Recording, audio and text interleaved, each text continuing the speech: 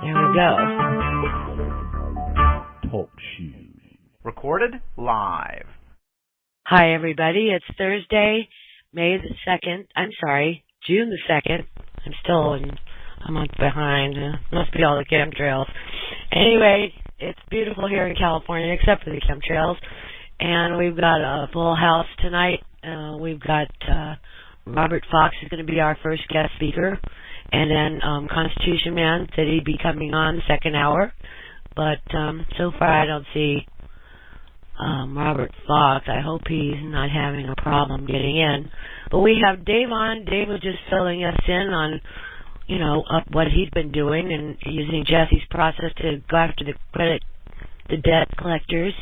Why don't you go ahead and tell us again, Dave, what's going on?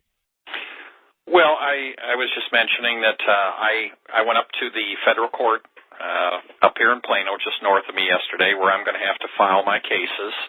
And I took copies of the civil cover sheet and the summons and a copy of the informa pauperis application. Actually, it's a motion where you can, if you're in the poorhouse, like I am, you can file in the federal courts without paying the $350 fee. I took that up and a copy of the lawsuit that I've drafted to go after them for the credit pulls, the unauthorized credit pulls. And I had the clerk look over them. I wanted to see if I was doing things right, if things were in the proper form. I thought they were. But this way I knew where I was going. And she looked at everything and commented that it looked great and that the lawsuit that I wrote looks better than some of the stuff that attorneys bring in there, which evidently they must be pretty sloppy because, mine's no real great work of art. It's just a decent 4-page federal lawsuit. But the bottom line is I went up, I got familiar with it, and for anybody listening out there that's working with Jesse's process, this stuff is not that difficult. If you're going to do anything, go to the website, your federal court website for the area that you're going to be filing in. They've got local rules. Whatever you do, get those local rules and print them out because they tell you the specifics of what you've got to do in your local area there. I did that. She was very impressed that I had looked at all of this stuff before I showed up there. She answered all my questions. She was very, very friendly and helpful and told me we're here from 8 to 5, Monday through Friday. Call us anytime. I had actually called her about a week or 10 days ago, and she was very friendly and helpful at that time. She was very friendly and helpful yesterday when I made a physical visit. Interestingly enough, I told her basically what I was going to be doing with the lawsuits, and her comment to that was, wow, that's great. And then on my way out, I talked to the two marshals that were out there running security, and I had a little conversation with them and explained to them what I'm going to be doing with these lawsuits and what we're trying to achieve going after them. Both of those gentlemen told me, well, it's about time somebody starts doing something about this stuff. This was the federal marshals up there. So these people at the courts are waiting for us to step up and do things. It was very, very encouraging to be up there. And if any of you are thinking about that, and I know some people might be intimidated, like, well, I don't want to go up there and look like an idiot and a fool. If you go up there and tell them what you're trying to do, if you've got questions, they'll answer them. They won't give you legal advice. Don't ask for that, but as far as procedure goes and what you need to do, they are very, very helpful. And Dana found the same stuff with the federal court out in Ohio when he's been dealing with them in the past also. He's on a very friendly basis with the marshals and the clerk of the court out there. So, well, that's it. You want to be friendly. You want to be nice. You want to use the golden rule when you deal with these people, right? Right, exactly, because these are the people that can help you out. These aren't your enemies. These are the people like you that got families. And like I said, the reaction from them when I said what we were doing is, wow, that's great. So it wasn't like, oh, you're one of those. No, not at all. They seemed very, very pleased with what I told them we were going to be doing. I was very upfront. and explaining it. So don't let this stuff intimidate any of you that are thinking about this and thinking, oh, I've never done anything. I've never been around a federal court. I don't know anything about it. I didn't know either. I didn't know about the federal court before when I was helping Dana with his stuff. What did I do? I went out and I Googled it. I didn't even go to the court websites. And if you go to those court websites, they've got all the information there. They'll have the local rules. They got the link for the subpoena forms, or not they got it for subpoenas, but for the service sheets. And the whole thing is they've got everything there at your disposal. You can do it online. And don't be afraid to call them if you got questions. They'll help you. So just a bit of encouragement there. My experience was good, and I'm going to be starting to lay down the lawsuits. I wanted to ask you, though, what did you think about Jackie doing it via email? Doing what via email? Sending these debt collectors a letter, your notice of intent to sue, a negotiation type letter. You can do it via email. That's how she did it. I was just curious. Well, actually, what I did when I sent my notices of intent to sue out, I did it all by snail mail. And because, some of them I don't have email addresses on them. But I told them in there that we are to communicate by email. Well, I had one of them, and this is hilarious. I had one West Asset Management that I got a letter back from the attorney, and I'm reaching back here to get it right now because I want to read you something. It really is funny what she did. This was somebody that they had one of the accounts, and they tried to do some collection about a year and a half ago.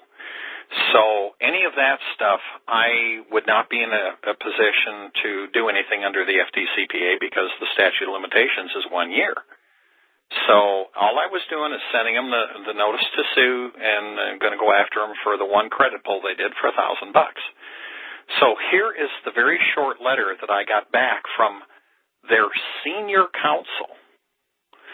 I am counsel for West Asset Management, and your letter dated May 12 has been forwarded to me for reply. Please note the company policy prohibits West employees from communicating with consumers by email. So she's telling me there that what I said about we need to communicate by email, they can't do. Okay, that's fine. West performed its inquiry of your credit record in connection with the collection of a debt, which is a permissible purpose under the Fair Credit Reporting Act. Wrong. You may wish to verify this with your own counsel. The original creditor is Bank of America, and the account number ends 5633. The account was assigned to West October 22 of 08 and was eventually closed in West's system on July 1, 2009. Thank you for your kind attention. Well, she didn't really address the issue with the credit pull, but the most interesting part of this whole letter is down at the bottom. Below her signature, it says, this communication is from a debt collector. This is an attempt to collect a debt, and any information obtained will be used for that purpose. She just did an FDCPA violation. How? How stupid. Because she put that in. This is an attempt to collect a debt. She should not have had that on here. All she was doing was responding to my letter about the credit pull. All of a sudden she says, this is an attempt to collect a debt. They got a debt validation letter from me over 2 years ago. She's on the hook for $1,000 for this letter. Wow, that's awesome. And I immediately zipped a letter off to her certified mail to that effect. Notice of intent to sue for FDCPA violation. So, bingo. Not only did she not get out from underneath the FCRA, now she got them hooked for another $1,000 on FDCPA, and I've got her dead to rights. I got it in print. That's the kind of stuff you got to look for with these people as you start corresponding with them. They'll stick their foot in their mouth. And this woman is senior counsel. Yeah, well, they don't think you know. They think we're all, stupid. Well, that's which we've been for a long time. I hate to say it, but it's true. And now, though, I'm going to use the word we're uneducated, not stupid. Yeah, well, yeah, okay. And I hope people will understand that. this is going to take some work to be able to do some of this. If you think that you're going to be able to solve all our problems out here, and all you got to do is fill out a piece of paper or two and not really understand it, sign something and send a certified mail, and it's going to solve all the problems and put money in your pocket, you're kidding yourself. You're going to have to spend some time learning. You're going to have to spend some time putting the pieces of the puzzle together. But my goodness, it's going to pay off. I'm sitting on a virtual gold mine here with the stuff I've got, and I love that's it. Wonderful. I'm having fun. I mean, my visit to the court yesterday, nice people, encouragement from them on what we're doing, and I've done my homework. I studied the stuff, so I knew that pretty much what I took up there and showed them was the way it should be, and she confirmed that. So I'm about ready to file a suit. Good for you. You're going to keep us up to date on how that goes. Oh, well, absolutely. I mean, this is the first of about 5 that I'm going to file against the same lawyer. Hey, Robert, what do you think about all that? I see you're on. Well, tremendous. Hey, Mr. Robert. How you doing? I'm doing good tonight. How are you? Oh, pretty good. And thank you again for your attendance at my trial. Oh, you're absolutely welcome. The support was greatly appreciated. Well, you're very welcome. I was pleased that I had the opportunity to go there. It was a learning experience for me, and that's what we got to do. We got to support anybody that goes to court. And I wish I could have went. Yeah, well, I told you I'd be there, and I was there. So anyway, I'll back out here. The man of the hour is on, so let's let him talk. Okay. Well, thanks, Dave. I appreciate that. And just pipe in if you want to contribute anything more. You guys know each other. Robert, I'm so glad you made it. Thank goodness. I was worried because you hadn't been on for a while. You got the information okay? Yep. So what's happening with you now? Well, I'm just gathering my thoughts and I mean, there were a lot of people that I was helping, and basically they took a third of a month out of me at a distance, because I had to go to Cherokee County, which is a considerable distance from where I'm at, and go and handle that trial thing, during which time I really couldn't help anybody else with their stuff, hardly anyway, although like Dave Mack had probably noted that given the opportunity, I was working on a habeas corpus for one fellow. I know. We know you were doing that. You should dedicate all of your time and energy to getting yourself straightened out and not worry about other people until you're done. That way you can help them better. I mean, if something happened, God forbid, and you went to prison, then a lot of people would be screwed, right? Yeah. That's so true. When your neck is on the line, Mr. Fox, take care of yourself first. Please. And get enough rest and don't overdo it. I mean, we love you and your ambition, but, first things first, right? Yeah. So did you want to discuss anything in particular, or do you right off the bat want to get into questions and answers, or? Did you have anything in mind? Well, I always want to talk about IRS issues and things like that, but I see we've already got someone in line with their hand up. If you want to... Well, I'd like to make a comment.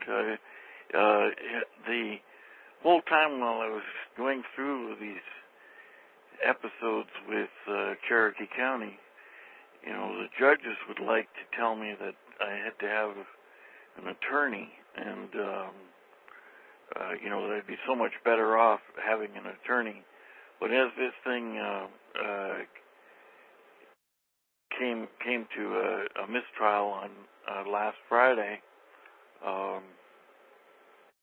that was case number 9, bogus case number 9 against me, that resulted in no conviction, and they've been persecuting me for 3 whole years, and the point being that stopped by the bondsman's office, and they had never heard of such a thing in 30 years of not even heard of such a thing, much less handled the particular individual, like as in my case, with the bonds. They'd never even heard of such a thing in 30 years where somebody is attacked with 9 bogus cases and no convictions in 3 years of persecution. Why don't you get into that a little bit more about the bonds? Because some people don't quite understand. Well, I'm not exactly sure what you mean. Well, I think he was talking to bail bonds there. Oh, okay. Okay, yeah, the bail bonds, they set these high bonds on me, 30,000 in a whack. And anyway, the thing was that I share with people all the time 2 questions that gets them to thinking, and that is, who cares about your case more than you do? Nobody. I mean, you could pay an attorney $1 million and he wouldn't care as much about your case. Right. And then the other question is, who knows your case better than you do? You could sit and explain the thing to an attorney for a month and he wouldn't know the fine details and the connections between various people and events and so on, and how that all works. But you know it, and so who knows your case better than you do? Nobody. So right. that's how I proceeded. And the other thing is that when it comes to winning, you can win on the law, you can win on the facts, you can win on the procedure, you can win on the counsel issue alone, you can win by sheer fluke, and you can win by prayer power. So each case that I went through was handled in a different way and took advantage of a certain chink in their armor that resulted in no conviction. So that's how that went. Thank God. Want to take a question? Okay. Alrighty. Rabbit Hole Central. Miss Paula Gloria. Go right ahead. Yeah. Hi, Robert. Hi. You turned us on, me and my husband Joe Barton, to Al Adask with the man and other animals clause in the drug wars language. Yes. I want to thank you so much because we did a fabulous show and it stimulated a huge reaction in the Manhattan audience. Well, that is terrific. Al's a great guy. To know, looking at Al Adask's blogs, he mentions your case and said that his kind of, I use the word evaporate, after a year he never heard anything, even though he was being threatened with fines of $25,000 a day for the colloidal silver and the controlled substances. But how did it work for you, or is that what you're talking about? Is it still pending, even with the man and other animals clause? The drug cases that they had against me were completely bogus. I mean, it was that you were a dentist. It was leftover dental antibiotics in a closed dental clinic. I didn't know a thing about them, and what the police were trying to do was, or I say police, I mean they're proven to be non-police. They're pretend police. They have the city never legally created a police department, and the liability for that is astronomical. Right. Anyway, they tried to pin this issue of drugs on me, and that would be tantamount to saying, okay, there's this Greyhound bus, and the police come on the Greyhound bus, and they find somebody's got some drugs in their duffel bag, and so what are we going to do? Arrest everybody on the bus?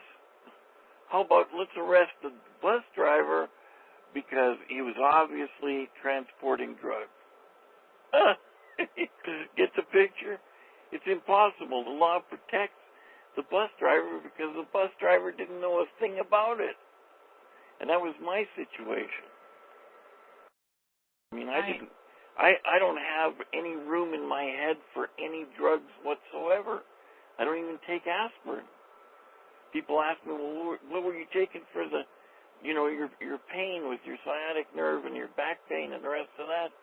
Nothing. I don't take any pain drugs. I just make do.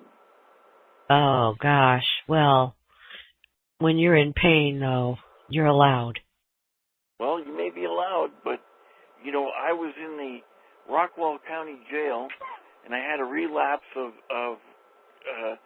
the back problem that I got at the Dallas County Jail, where they basically broke my back and paralyzed me.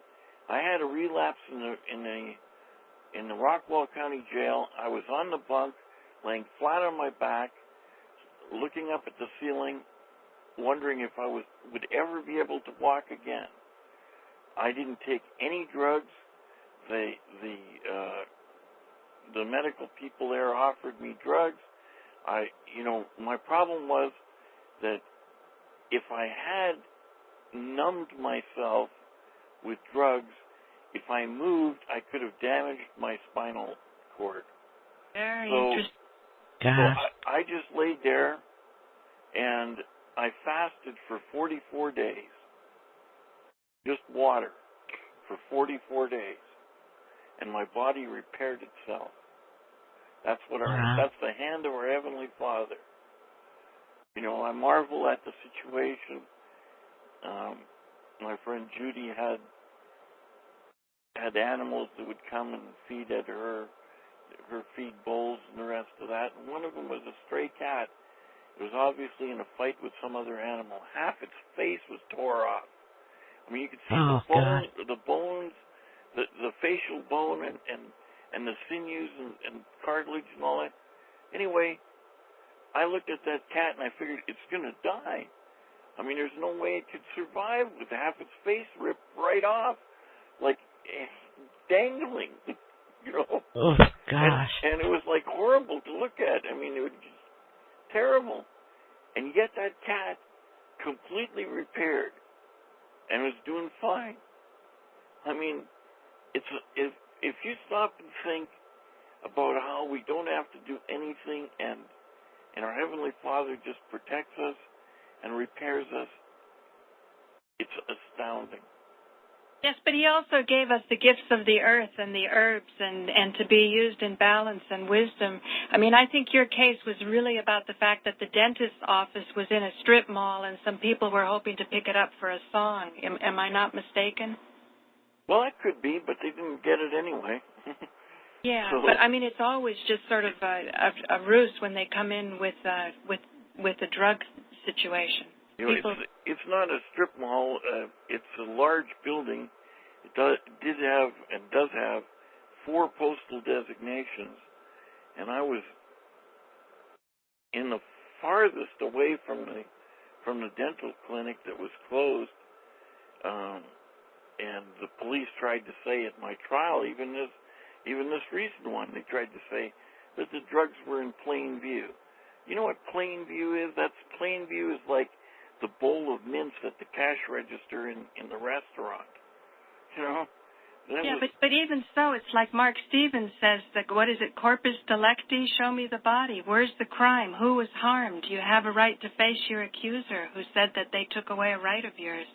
Where's the compelling state interest to take away a right to do whatever you want, to travel, to ingest whatever you want, to plant, to grow whatever you want, to share knowledge, Yeah. Well, I think, I know all your fans just want you to be comfortable and as happy and as peaceful as you possibly can be, because we need your wisdom and experience, your faith, your inspiration and motivation, so others can step up to the plate and face. Everybody's got some demons to overcome within to say, I want to go beyond this, and now is the time. I agree. I think everybody agrees with that. Well, is there anything else? We press on to victory in as many situations as we possibly can handle. Yeah, really. That's what we are doing. Yeah. Waking up the people. Well, you know, from the calls I get and from what's going on around me, it feels like there's an incredible ramp up of the tyranny. It's like people are being arrested all over the place. Yeah. Right. That's what's going to help wake up the masses. When it affects them personally, then they wake up. When it affects somebody else, well, they remain comfortably numb, as Pink Floyd would say. Yeah. And then what frequently comes up is people say, well, what do you do? You don't have to do anything. Anything. You can be wrongfully accused of, complete garbage. Well, they make it all up anyway. Most of the time, they just lie. I got a whole sheet of things here. General immunity pertaining to prosecutors, judges, and government agents. Someone passed this out, sent this out the other day. Did you get a copy of this? There's like 9 items. Prosecutor may violate civil rights in initiating prosecution and presenting case. And then it's got the citation. There's 10 of them.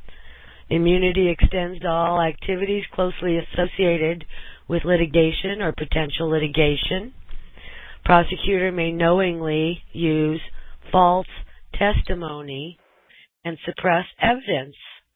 That's the United States Supreme Court in Imler versus Pacman, 1976 case. Prosecutor may file charges without any investigation. Prosecutor may file charges outside of his jurisdiction. Prosecutor may knowingly offer perjured testimony. Prosecutor can suppress exculpatory evidence. Prosecutors are immune from lawsuit for conspiring with judges to determine outcome of judicial proceedings. Prosecutor may knowingly file charges against innocent persons for a crime that never occurred. Excuse me, that's all bogus. It's like the court saying, well, it's okay. Well, yeah, that's what they're doing. They're approving all of their methods to go about and raise revenue, even if they're illegal and unconstitutional. They do enough of that long enough, and that's what'll bring the guns out. Yeah, I think Jon Stewart sent this out, but I'm not sure. But anyway, that's ridiculous. They're allowed to lie and make up whatever they want. Are you kidding me? Well, this is justice? The problem, Angela, is that the attorneys dominate the legislative Congress or whatever you want to say, or the state legislatures, and then they are entirely the judicial, the attorneys from top to bottom, and then the executive branch is attorneys in all the serious positions, and the police at the lower end are just their lapdogs going out and doing what the attorneys tell them to do. So right. What they've done is they've made a comfortable situation for themselves where they make all kinds of money and with no regard to how much suffering they cause with their bogus charges and all the corruption that they have. But there was a time when there was a revolution of its own kind, and the people rose up, and any judges or attorneys that they could find, they dismembered them. Well, and that time is coming. I can see why. I know. I'm not saying that I'm recommending a violent revolution in any means, but that's what they're creating for themselves. It would appear to me. I know. It looks that way, doesn't it? Like they're inciting all this hatred towards themselves by being so blatantly treasonous to the people. Good grief. Anyway, we have another question. Okay. Manjolts, go ahead. Did you have a question for Robert Fox? How you doing, Angela? This is Minister. Hi, fine, thanks. I love to everybody else out there. I actually was waiting for Constitution Man. That's what I thought the call, he was going to be here, or is he going to be here? Yeah, he's, he was, going to be delayed. He wasn't in a good place to get the call in clear, so he said he would be late, and so Robert agreed to do the first hour or so, and until he comes on, and then he'll be coming on. But why don't you go ahead and throw the question out there anyway? I was looking for, because back in 1980 I was convicted of criminal possession of a weapon as a veteran, and actually at that time I had just stopped working as a police officer in Oklahoma City. But I was wondering, is there any information, because as far as I know, according to New York paperwork, there's no expungement rule or cases that I've found as of yet. And I was wondering, would Robert have any information on that? Well, you're probably going to find that whatever you had didn't fit the lawful description of a firearm. Okay. Well, and I think that the Constitution man has that one down. So, yeah, you do well to talk to him, and he could probably forward you the stuff. Okay. All right, then. I mean, did we talk before? Oh, yes, we have. And that's what I thought. And I was getting that stuff together to pass on to you. So it's just that I got interrupted with this trial, and it really set me behind because.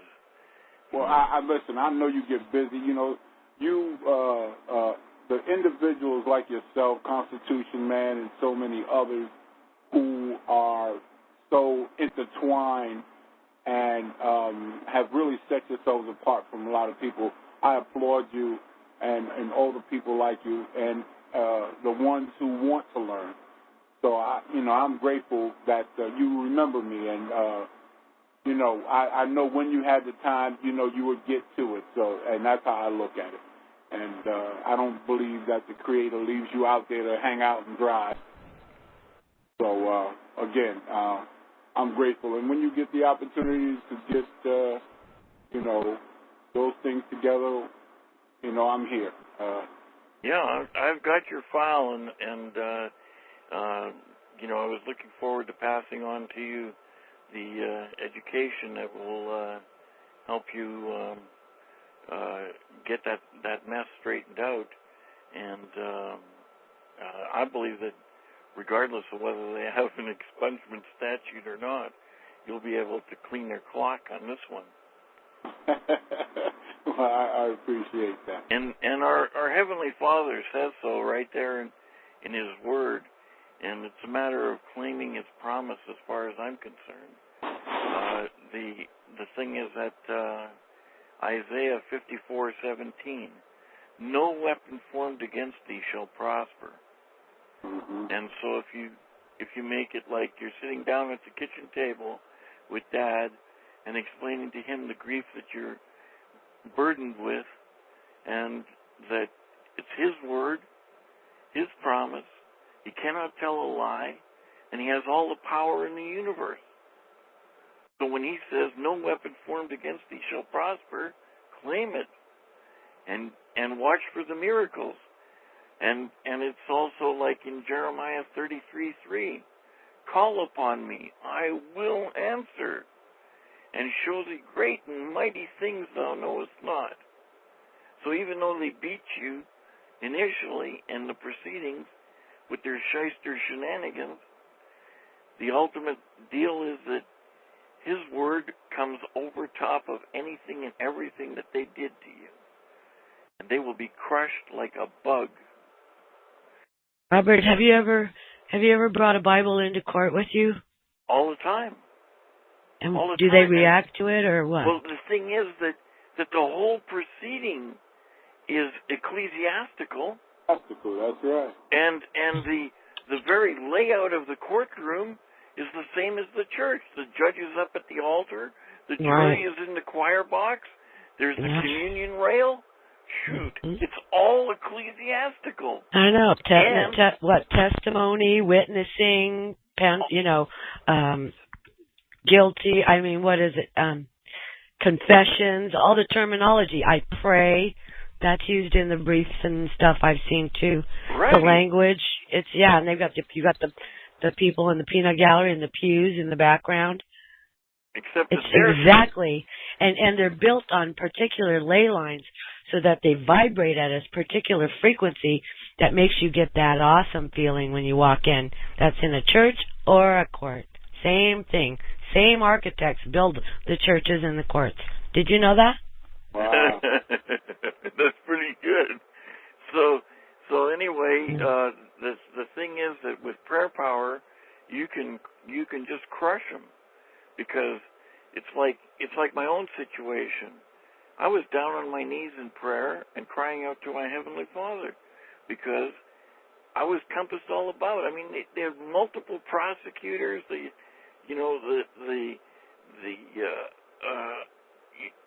whole array of witnesses, and these liars that get up there and they just spin their lies one after another. I mean, it was sickening, and so I cried out to my Heavenly Father, and all of their nonsense failed them. I know. Isn't that wonderful? There's an analysis being done of the jurors, and it turns out that amongst the jurors, for instance, one was the son-in-law of the sheriff. He also happened to be a pastor at the Baptist church. Well, isn't it interesting? I mean, having a pastor of a Baptist church able to address the rest of the jury members and, try and get me a conviction. Wow. And maybe he disclosed, maybe he didn't, that he probably didn't, that he's the son-in-law of the sheriff. And with all of that, they still did not get a conviction. Now you're a 9-time winner. Yeah. Right? And the bonds person said they never even heard of such a thing in 30 years. Wow. Who said? Who? Pardon me? Who said that? The bonds people. Come in. The bail bonds. Gotcha. And it was Max Thomason and his daughter. Both confirmed that, in 30 years they never heard of such a thing. It's amazing to me, but I'm happy. I sent you all kinds of prayers and positive intentions and love, and so on the jurors especially. So there you go. Somebody's yelling. Pardon me, Angela. Oh, okay. Did you have any more questions for Robert Fox? But that was it. All right. Thank you so much. Thank you. Okay, we're going to move on. See here.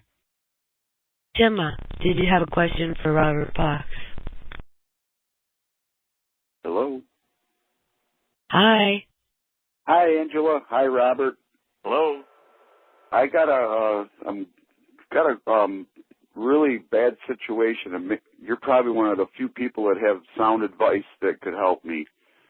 Angela's, I think, semi-aware of this, and I've called in this before about it. But 2008, living with my common-law wife, happily together for 10 years, her family decided to break us up.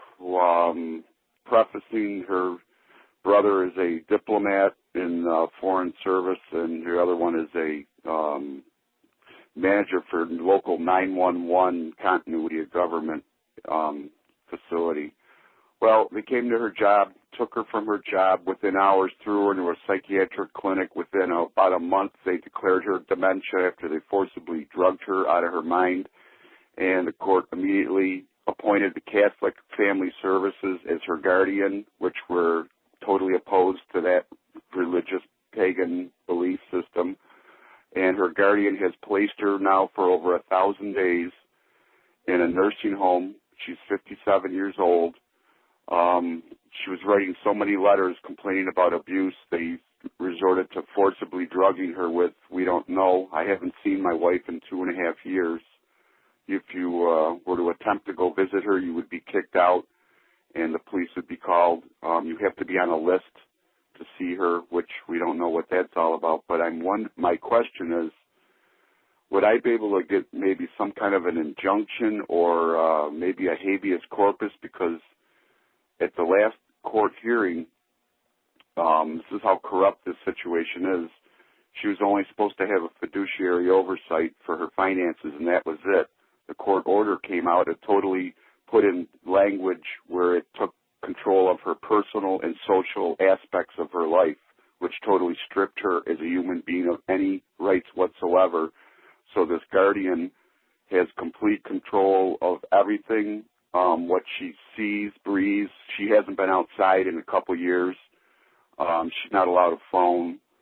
It's very hard to get mail to her. She's able to sneak to a phone every once in a while, and with the medication, they're inducing this illness that she never had by the forced medication. And I'm wondering, do you think a habeas corpus would help, and who would I direct it to? Because at this point, the state court doesn't acknowledge anything I submit, and to them, I'm just a boyfriend or something like that. And this is a woman I've taken care of for 10 years and never had a problem with at all, except a family that were just a little bit uppity and didn't like us talking about the Federal Reserve and chemtrails and Yahweh, period. Well, to answer your question, yes, habeas corpus, and I have in the past gotten out, at least 2 people comes to mind that were actually, in the nut house, and got them out of there with the habeas corpus. People, the staff there couldn't even believe it. They thought that it was a certainty that these people would be there for the long term, and all of a sudden with the habeas corpus, boom, they were out of there. And it was pretty amazing because habeas corpus, with a habeas corpus you become the plaintiff, and that's a lot different than being the defendant. Mm-hmm. So habeas corpus kicks butt, and it's worked for me to get people out of the state mental facilities. For that matter, I was even able to share with people in the federal Would you submit that to the state court, to the original court? Because it's convoluted. It started out in family court, and I wasn't. They kept me out of the loop, but then it ended up in Supreme Court on an appeal, which we requested a trial by jury, and she wasn't allowed an attorney. The court forced to appoint an attorney on her, a state attorney, and she's not. In fact, they've said she's not allowed an attorney. I went out when I was stupid and spent $8,000 to get her an attorney from 300 miles away because no one around here would touch it, and it never went anywhere. He just up and packed his bag and left. Basically, wouldn't help her. So, and the courts said that she's not allowed to have an attorney of her own. Okay. So it's a mess. Do you have examples anywhere of what one of your habeases look like? Yes. The thing is that what you've just mentioned has triggered a thought, and there's a couple of ways that you can really tie them in knots and be successful. I wish I could tell you right now what one of them is, but my adversaries may very well be listening to this conversation as we speak, and I can guarantee you they are. Just take it for granted. Take it for granted. Exactly correct. That's what I'm doing. Yes. The thing is that I've got a big surprise coming for them along these lines, utilizing the material that would be what you would need for your habeas corpus. And I'm in the process of gathering the evidence that is going to rip them a new one. And so should he contact you on the side or something, or should I send him your number, or yes, that would be fine, Angela. Okay. Yes, all right. I appreciate it, and I'll help everybody out the best that I can with just for your efforts and stuff. So. Okay, but don't worry about that right now. I mean, for me, just send me an email with your contact information, and in the subject line, put regarding wife in psych facility or something like that. Okay, yeah, Patricia Kobylack. So, and anybody can punch her name into Google. It's Kobylack, and you'll see a lot of undercover videos and pretty much professionally produced stories that show what she's going through. Because I had always, from the very beginning, I had carried an undercover camera with me because I knew something was very wrong with the situation. So the whole thing has pretty much been documented from beginning to the end. What's her name again? Patricia Kobylack, Kobylack. And there's even a Kobylack. Lak. Kobylack.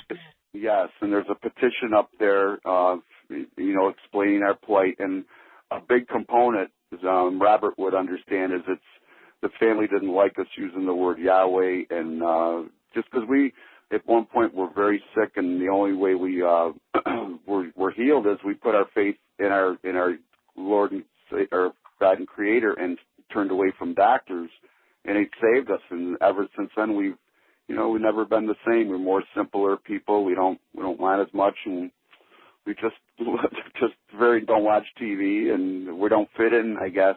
But that's the way it goes. Praise the Lord. Yeah, and you know what? I admire you for not giving up on her and for sticking and trying. 1,000 days and about $70,000 in debt so far, and I'm going to go until it's all gone. Because Angela, the way I am, I don't make promises very easily, and if I do, I commit to them. And I made a vow under Yahweh that we would be man as wife, and I would take care of her as her husband, and I paid for everything for her for many years so she could get out of her debt problems and get her health care taken care of. And so there's no doubt in my mind that I am her husband, but, and I can't, death do us part, so I'm in this till, whatever becomes of her is going to become of me, because we're the same. So I have to. Oh, God bless you. Enlighten. So any help I can get, I appreciate it. Thank you for listening so much. Thank you for coming on, and don't forget, send me an email with your information. I can forward it to Robert.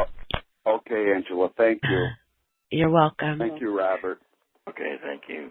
All right, we're going to move on. Let's see. We have here Gloria, PA Free Woman. Did you have a question for Robert Fox? Actually, for the gentleman just spoke, I read about the story. I think the good position he could be in is as an executrix. She must be in the position of a plaintiff. So Gene Keating was talking about that things change when you turn into plaintiff instead of a defendant. And in my opinion, I think he should open up a federal court case and take all of them to federal court for violations and scale them off. Because that nursing home sounds like they do a lot of illegal operations, and I think he should use the Freedom of Information Act and start getting all the records of her medical stuff and study and find what's going on. And I'm pretty sure he could find a ton of stuff that maybe all these people should go to jail. What they're doing to her. Well, absolutely, and if anyone who is listening has an interest in this area, and even if you don't actually, just Google CCHR, and that's Citizens Commission on Human Rights. And those people, which is a part of the Scientology crew, they have gotten psychiatrists taken away in handcuffs. So if you check them out and get they have a DVD and a couple of booklets, and it's less than $20. So for less than $20, you'll get some awesome information just right off the scale. I mean, you'll be literally stunned when you watch this stuff. They completely debunk psychiatry. It's nothing but witchcraft.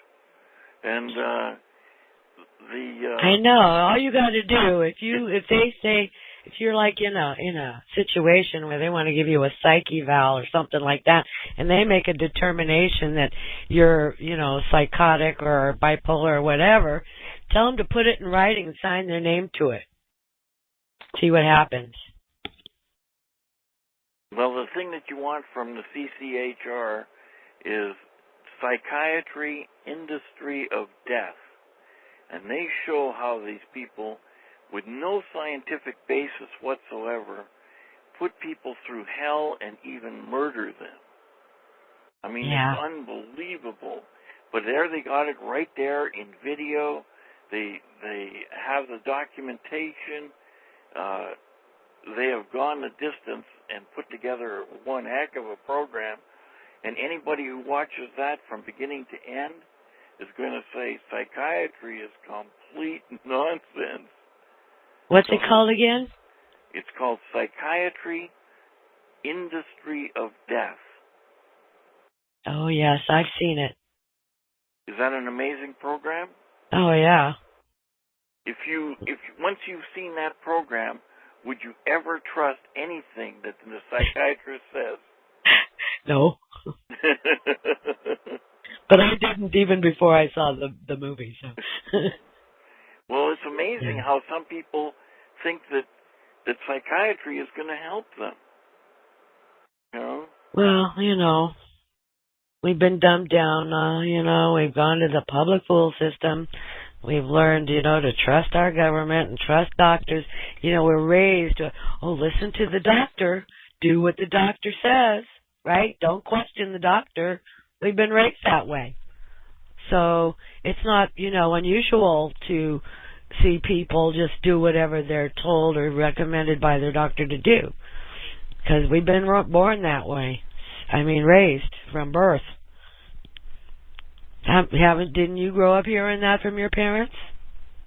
Well, actually, I was orphaned at age 15.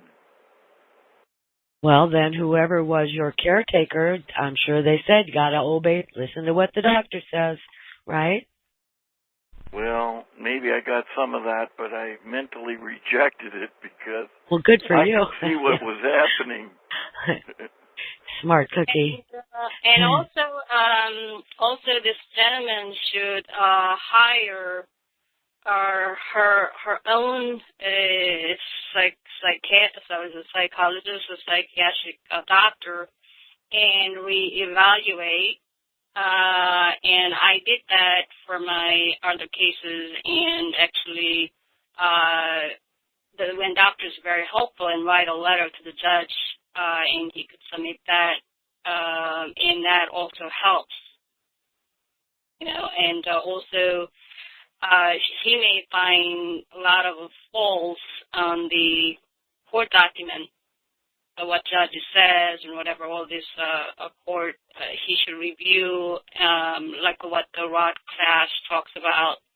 If you read it in detail, you could find a lot of stuff that is so crooked, and you could actually pull them out and go against them. I have a particularly good psychologist, and let me say this, state and federal, they tried to lay me away in the nut house, and on both they failed. In the state case, it was so good that, they thought their position was so great that the prosecutor literally came over to me in advance and declared, he said, "Mr. Fox, I'm not even going to cross-examine any of your witnesses." What he was saying was, we have Dr. Grigson, and he is the ultimate. He's like all 9 deck guns of the battleship Missouri at one time. And so your witnesses don't stand a chance. And Dr. Grigson's going to lay you away in the funny farm for the rest of your days. And that's basically what he was telling me. And Dr. Grigson was known in the media as Dr. Death. Well, Dr. Grigson is an extremely good witness for the state. He was basically a whore for the state, and any outcome that they wanted, he'd provide it. Well, the thing is that the psychologist that I brought in as a witness had the jury literally laughing out loud against Grigson. It was probably the most resounding defeat he'd ever had in his entire career. I had 4 doctors testify on my behalf, and Grigson couldn't make any headway with the jury. The way you handle these mental evaluation things, by the way, is to have your mental evaluation. This is the best possible deal.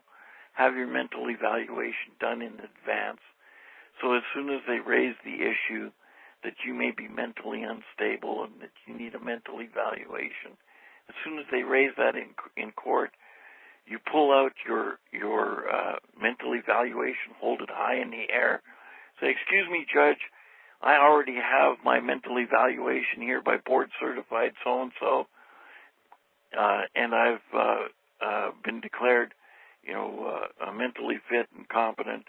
However, I don't think that there's anything on the record as to you, the judge, or Mr. Prosecutor here having their mental evaluation, so equal opportunity under the law. We need to adjourn these proceedings until you gentlemen can have your mental evaluations and have them on the record." Yeah. I like that idea. Besides, when they do that, when judges are up there and they're saying, I think you need a psychiatric evaluation, or I'm going to recommend you for a psychiatric evaluation, isn't he making a medical determination? Don't you need a license to practice medicine to do that? It would appear so, but they just go ahead and do whatever they feel like. Mm-hmm. And the problem is, it's like in Cherokee County. Myself and others tried 4 times to take our criminal complaints to the grand jury, and the grand jury takes an oath, and they are required by law to accept the criminal complaints of any credible person. Well, the district attorney talks to them, and next thing you know, they're violating their own oath, and they refuse to take the criminal complaints from any credible person. So it's like we don't get to make criminal complaints against the systemites. Just the systemites make criminal complaints against us. Completely bogus stuff, and they all go along with it, like when they accused me of barratry, and I couldn't do barratry even if I tried. Unless you had a license, right? You'd have to have a bar card. Yeah, the statute lists who can do barratry, and it's licensed attorneys, licensed medical doctors, licensed chiropractors, licensed nursing staff, licensed investigators, and Robert Fox with no license is not on the list. And I couldn't do it if I tried. Yeah, well, apparently they don't care. They just throw anything. It's like, throw the spaghetti on the wall and see if it sticks. Exactly. And what do they got? Nothing. 9 cases, and they have 0 convictions. I love it. God Angela, bless can you you. hear me? Yeah, hi. Hi, Harold. How you doing, Angela? Thank you. Busy as ever. I just want to speak at Robert for a few seconds here. Okay. Want to congratulate him on his victory, and I'm pleased to hear how you give gratitude to the Almighty, because that's the source of my victories. I take no credit for it. And I also like to point out that your sacrificial efforts on behalf of others in light of your own dilemmas was not overlooked by on high. A lot of people would, say, well, you shouldn't do that. But the word makes it quite clear to us that we should not be so concerned with our problems, but the concerns of others, and to be not weary in well-doing, but you shall reap if you faint not. So therefore, you exercising those precepts actually, I believe, worked in your favor also, even though you might not have put on your best performance. Our best performance is not even close to what the Heavenly Father can do for us in our steads when we walk in His precepts and statutes. So I encourage you to continue on, and I'm appreciative of your testimony, and it should give a whole lot of people more hope to stand fast in the Word, and you provided testimonies for people to see that which created us can make all things possible for us. And that's my little 2 cents for today. Well, I sure appreciate that. And to back you up on that, it's in Isaiah 1:17. Learn to do right, seek justice, defend the oppressed, take up the cause of the fatherless, plead the case of the widow. And in Matthew 25, we're told by our Savior that we need to visit the prisoners. We need to, help them. In particular, of course, the innocent and repentant. And he says right there, if you don't do it, you'll be separated out and you won't get the rewards. So there you have it. And I've been doing the same for about 25 years, and oftentimes people, laugh at you, but when they see the success, and, I give all credit to my Creator, then they don't laugh as hard. So, yes, these principles do work. However, they're not very popular in this day and age. Well, thank you for that, Harold. We have another question. Southeast Arizona. Go ahead. Well, good evening, everyone. This is the Greek. Hello, Angela. Hi, how are you?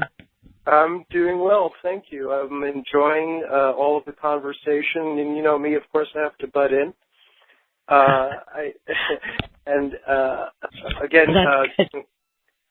Kudos to Robert for the favorable outcome. And all this chatter about psychiatry and justice and all and this and that. And you know me, I always say the same stuff. I tell people just, wake up and become a word technician. In other words, say what you mean and mean what you say. And what prompted me to call in was the part you guys were talking about the psychiatrist, and I posted on the chat board, anyone who wants to see a psychiatrist should have their head examined, right? But I want to just invite anyone, if they want to do some research on the oracles of Delphi, if they want to understand psychiatry. Now, what does that have to do with anything? Here, I'll read you something real quick, just a basic thing. It's actually in Encyclopedia Britannica. It's on the website on about.com. It says here, the modern image of justice is based on Greco-Roman mythology but it's not a clear one-to-one correspondence. And then it says U.S. courts argue about placement. Okay, then you go down, and it says the modern image of justice is a conflation of various images and iconography over a period of time. And you go further down, and she's Themis, or Uranos, an ancient Greek goddess, or Dike, or Astraea, the goddess of justice. Okay, so, and you go back a little further down, it was a Babylonian idol. So when we use that word justice, we kind of mean, innocently we're saying, we're looking for right ruling, right, righteousness, or rule of law.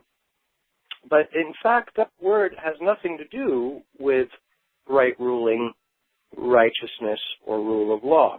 It is simply an ancient pagan religion represented with the statue of a woman who's not blind, but is blindfolded, carrying a sword and scales.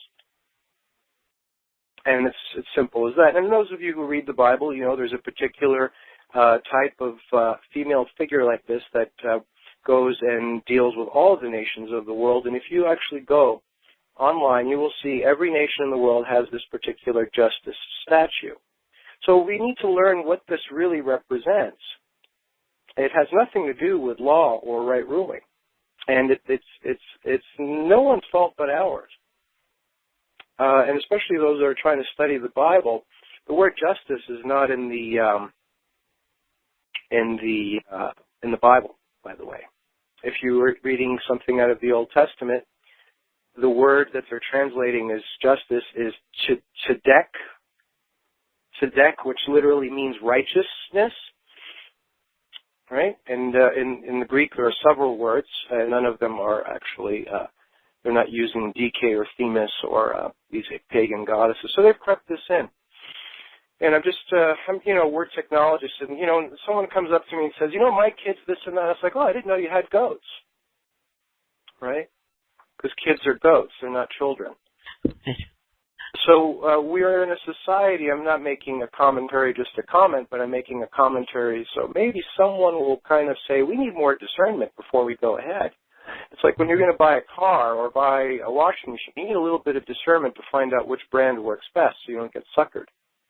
So when you go into a situation with that discernment, there's a 50-50 chance you're going to have the wool pulled over your eyes and walk out with a lemon. And if you've been paying attention in the past 100 years, I think we've been pretty much walked out with a lemon here. The other point I want to make is you hear about democracy, and of course everyone knows we don't want a democracy, we want republic. But that's what's in the news. That's what's taught in schools. So what does this word mean? No one really stops, it says, okay, it's voting in this and that or whatever. Your vote doesn't matter because it's an election. They're telling you this is an election and the electors elect. Voters, I don't know, they just show up and register and we get a bunch of money from them. But a voter has nothing to do with an election. Electors elect. It's like a warning label. Read warning label first. Right. So, voting has nothing to do with electing. Electors elect. It's an election. And, it's like, where's everybody been for the past 150 years, But democracy, if you actually look at the root word, what it actually means, it's a Greek word. And the suffix krasi means body or governing body or state. Typically means state. The first part, the prefix of the word demos, if anyone wants to just shout out what that means, a good hint would be Mars. The planet Mars has two moons. And the moons are Phobos and Deimos. Phobos means fear, and Deimos means terror. So democracy literally means terror state. Has anyone been watching the news lately? All right. It's in here. This was put in place 30 years ago, and what do you hear that T word all the time, don't you? Yeah. Do you see what everyone's like, well, whatever. It's fully disclosed. Right. They say it over and over and over again. Terrorism, terrorism, terrorism, terrorism. Yeah, just replace that with demos, and right? It's the same And you could just go do a little bit of research. It's, 4th grade to 8th grade reading level required to research just a few of those terms. And justice is known as Justitia. Just all the early popes were named, the late Roman emperors were named Justinian. It's a goddess religion. I'm not anti-feminist. Some people say you're anti-feminist. Oh, no, I'm not. It just so happens to be, this particular entity happens to be a female. Just like if someone broke in, and stole your car or something and they caught them and it happens to be a woman. A woman stole my car. I'm anti-feminist? No, it just so happens to be a woman, right? So it's a particular female entity that man has been using for malevolent means. And people say they want justice. Well, guess what? You're going to get it. That's what you're getting. That's what you're getting, because you need to study the old ancient religions, and you will see the same imagery and the same procedures and the same names. And, you can't say this child is a kid, period, because a child is a child, the offspring of a man and a woman, and a kid is the offspring of a goat, period. It just doesn't make any sense. Now, what the words actually mean and how we're using them obviously doesn't coincide. But is it important that we use the right words for what they really mean? Yeah. So why do people call children kids? Are these people not paying attention? I know. Where did that start? I mean, how did that even get started? I mean, why? It's very simple. Sheep, kids, goats, sheep. Yeah, and here's the thing. When people, how they say sheeple? Yeah. Well, that's a misnomer, because if you say that, you don't know sheep. You see, sheep have a very particular diet. If they eat something outside of their scope, they get sick and die. Right? Goats can eat anything. So you can say... Yeah, even cans. Yeah. So the Bible is very explicit about the sheep being very particular and the goats eating just about anything. And then you have pigs. Now, pigs will eat anything, but the difference between a pig and a goat is a pig is extremely violent when it's eating. Right? And then you have dogs. And you see, that's why they're metaphors to people in Scripture, and no one picks up on these things, because you have to know the behavior of the animal to see. You see? So there's no sheeple. The majority of the people are not sheeple. The sheeple are very few. I hope I'm a sheeple. Do you see what I mean? I have a very particular diet. If I turn on CNN or Fox News in 2 minutes, I'm throwing up on my living room floor, So, I'm not, that's for goats. So where did the kid come from? Okay, let's say you and I go back 100 years and we say, hey, Angela, isn't that cool? Well, someone will say, what does that have to do with temperature? You see? Mm-hmm. When you say that's cool, it's acceptable or pleasant, well, that's cool temperature. So if we look at how that crept in, we'll see how kids crept in. I believe the kids crept in from a hidden ecclesiastical esoteric form where the kid is the scapegoat, a slaughter animal to be slaughtered to Satan. Oh, gosh. It's an offering. So if people are now you see, the offering, the scapegoat, right? You let it out for, Yeah, and we go right along with it and call our children kids like it's no big deal, when all along the powers that be threw that name on our children. All of this. It's very interesting. If anyone would just please do a little bit of research on justice. Just a little bit. Spend like 30 seconds of your time on the keyboard, or if you have a good dictionary or a good encyclopedia, just spend 30 seconds and you will see that it is an ancient religion and the entire world is partaking in it. It has nothing to do with righteousness or law or rule of law. It is a specific religion, and I brought this up because Robert mentioned it's ecclesiastic. Right. What do you have to say, Robert? Anything? Well,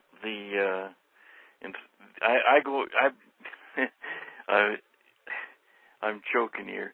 The thing is that he's absolutely right. I'd heard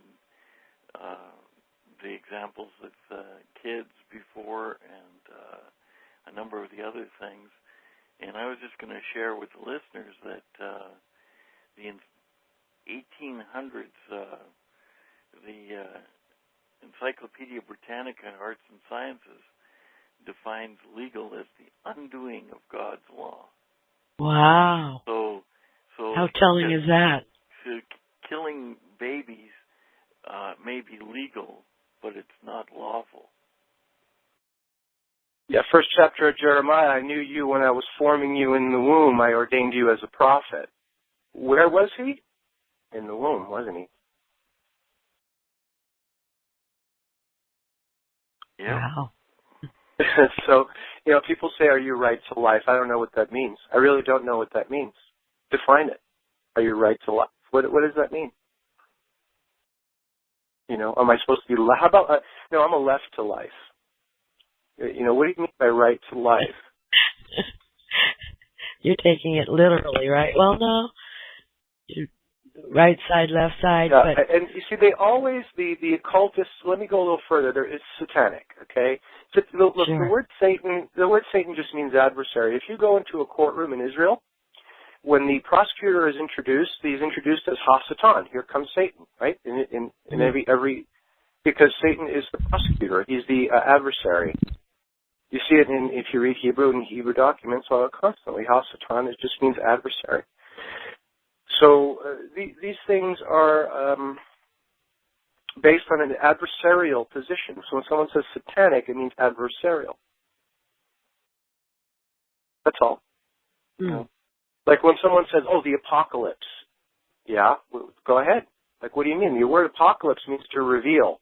But not just to reveal, it means to completely reveal, like, taking all your clothes off. There's nothing left to hide. That's all it means. And they've connected, like, doom and gloom to it, of course.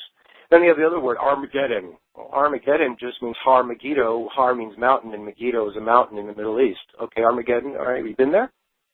What do you mean, Armageddon? You got a postcard for me? What does that mean? So what does it mean, a mountain? Har Megiddo, in Hebrew, Armageddon is Har Megiddo in Hebrew. Har means mountain, and Megiddo is the name of the mountain. Like Har Everest would be Mount Everest, or Mount St. Helens would be Har. That doesn't make any sense then. Yeah. Well, how did we get today's translation then? I mean, just definition. It's programming, I mean, when someone says the apocalypse, I'm like, about what? The apocalypse is coming. Yeah, what are you going to apocalypse? Are you dropping your pants, or are you telling me secret, or what? Because apocalypse means in Greek either to completely reveal, like if you saw a streaker, remember in the 70s people take their clothes off and running? Well, those were apocalyptics in Greek, Ah. Can I interject something? Can I interject? Yeah, sure.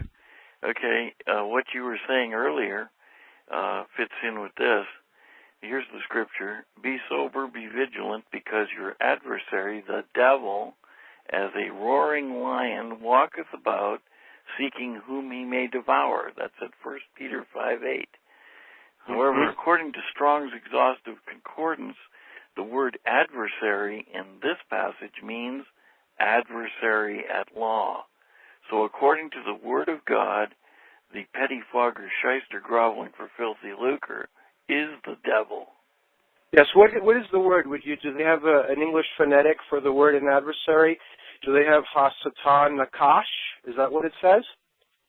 In Hebrew, I don't know if you can read it, because typically what that would say in Hebrew, your adversary, the devil, in Hebrew would be Ha-Satan Nakash, Nakash being the devil or the serpent.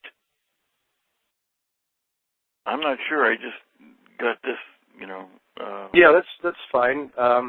If anyone is interested in the Bible, I strongly suggest that they learn Hebrew and Greek. Now, wow, how am I going to learn Hebrew and Greek? Just get a coloring book and start learning the letters, because Strong's is another test. That's the concordance of the Bible?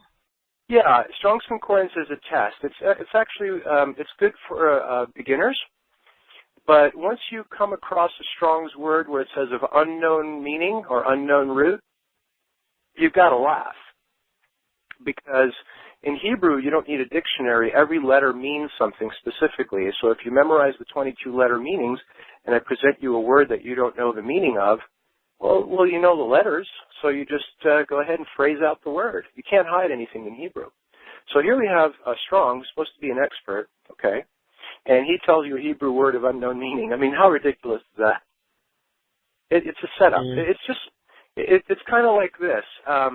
When people go to the supermarket to buy bread, you know, they buy like a package, a plastic bag with sliced white bread in it, and you read the ingredients. It's got polypropylene glycol, which is antifreeze, and calcium carbonate and all this other stuff, which is like plaster. You know, those are like EPA toxins. If you read the chemicals on bread and you dropped it on the sidewalk, that's a toxic waste according to the EPA. Now, this is my thing. This is what I tell people. Oh, this bread company that is giving you this as bread can't make real bread with just, real wheat, a little bit of salt water, and a little bit of yeast? Of course they can. They can make the best bread in the world, but they don't because it's a test to see who's going to buy it. You see, Strong's is the same thing. It's just a test. I mean, I've got a Strong's here at home that holds the door open. And all my English translations of the Bibles hold the door open, and I use them for whatever. You cannot see. That's why when you go into the court, they want you to swear on the Bible. And here's the irony: the Bible tells you not to swear. Okay, so it's a test. There's not. Okay, let's say you and I, Angela, we just wrote a book, and it's about 900 pages long. We send it off to the printers. And we get a call back from the printer. He says, hey, you got about 10 or 15 mistakes in this book. What do you want to do? I'll look at you, Angela, and I think you would say the same. Hey, we got to get it back and correct it before it gets printed. Just 10 mistakes, that's a lot, right? We're not going to print it. Okay, well, in your Bible right now, I've tracked over and documented over 6,800 mistakes. All of your English, Russian, German, Chinese translations, all of these translations that are put out there outside of the Hebrew and Greek have 6,800 very well documented mistakes. And these are not like small mistakes. These are fatal. Okay? Now, maybe one or two, three are deliberate. So if you have a King James or an NIV or whatever, and you read it, you're looking at it as a two-dimensional story. You're missing a lot of the information in the instruction. When you see it in the Hebrew and Greek and you piece it together, it's holographic. And the beauty of a hologram is no matter where you're standing in the room, you see it. You can actually walk around the room and see different aspects of it. Mm-hmm. The biggest problem with any English translation is the first verse. You're done. In the beginning, God created the heavens and the earth. You're finished. Right after, if you go beyond that, you miss the point. Because that is, they've started messing with that big time. And I'll give a big example. Christians go out and say you have to witness about the Messiah, right? And they go out, stand in street corners and do all this, that, and the other stuff, right? Well, the Bible has got very, very specific instructions on how to witness and who the Messiah was. And the specific instructions are this. It's very technical, actually, but simple. It's actually children can do it. When you go to John, it says, in the beginning was the Word, and the Word was with God, and God was the Word, right? That's the specific instructions on how to witness the Messiah. Well, how do you see that? Well, in the beginning is Genesis, Bereshith, right? And the Christ said, I am the Alpha and the Omega, the first and the last. Well, he didn't say that. He said, I'm the Aleph and the Tav. The Aleph is the Alpha and the Tav is the Omega, or I'm the A to Z. I am the Word. So John says, here's the Word. He was in the beginning, and he was with Elohim, right? They translated it as God. And he was Elohim. So if you go to Genesis verse 1 in the original Hebrew, you'll see there's 7 words there. But in all of the English translations, there's 10 words. So you're going to say they added 3. No, they actually added 4 because they took away one of the Hebrew words. They're not translating one of them, and they added another 3. So this is the story. When you read Genesis verse 1, chapter 1, it says in Hebrew, Bereshith bara Elohim et ha-shemayim v'et ha'aretz. What it literally is saying is beginnings, Elohim, which is plural, created the Alpha and the Omega and the heavens and the earth. Now, who says he was the Alpha and the Omega? And what does John tell us to go and show people? That he's right there in Genesis 1, verse 1. And you don't get that in your English whatsoever at all. 0. It's completely eliminated. And you will never even have a clue that it's there that he is there from the beginning, first of creation, as he says. So basically, you're lost because if you saw the original text, in verse 1, you're going to say, who's this Aleph Toph guy right here in the beginning? Who's this Alpha and Omega in the beginning, or the A through Z? And then later on, you find who defines himself as such. So this is a technical matter. I'm not talking about what you believe in or faith. I'm just showing you a technical matter in the original text. Whether you want to. Do you see my point? Yeah, we'll have to have you on for another call. We can't cover everything there is to cover in this call tonight. No, of course. But we touched on the Bible, and and I just tell people, please, let's get some discernment going here. Please, everyone, just a little bit, just a little discernment goes a long way. Well, thank you, my dear. And you take care. Blessings to everyone, and stop calling your children kids. Yeah, really. Terrible. And Detox just like time. Yeah, and stop eating the crap they're putting on the shelves in the supermarket as food. Yeah, stop asking for justice. That's what you've been getting. It's killing. Look, I tell people, the Europeans came over here for a period of almost 200, 300 years, I guess, until the large immigration, in the late 1800s, right, to escape democracy and justice because it was killing them.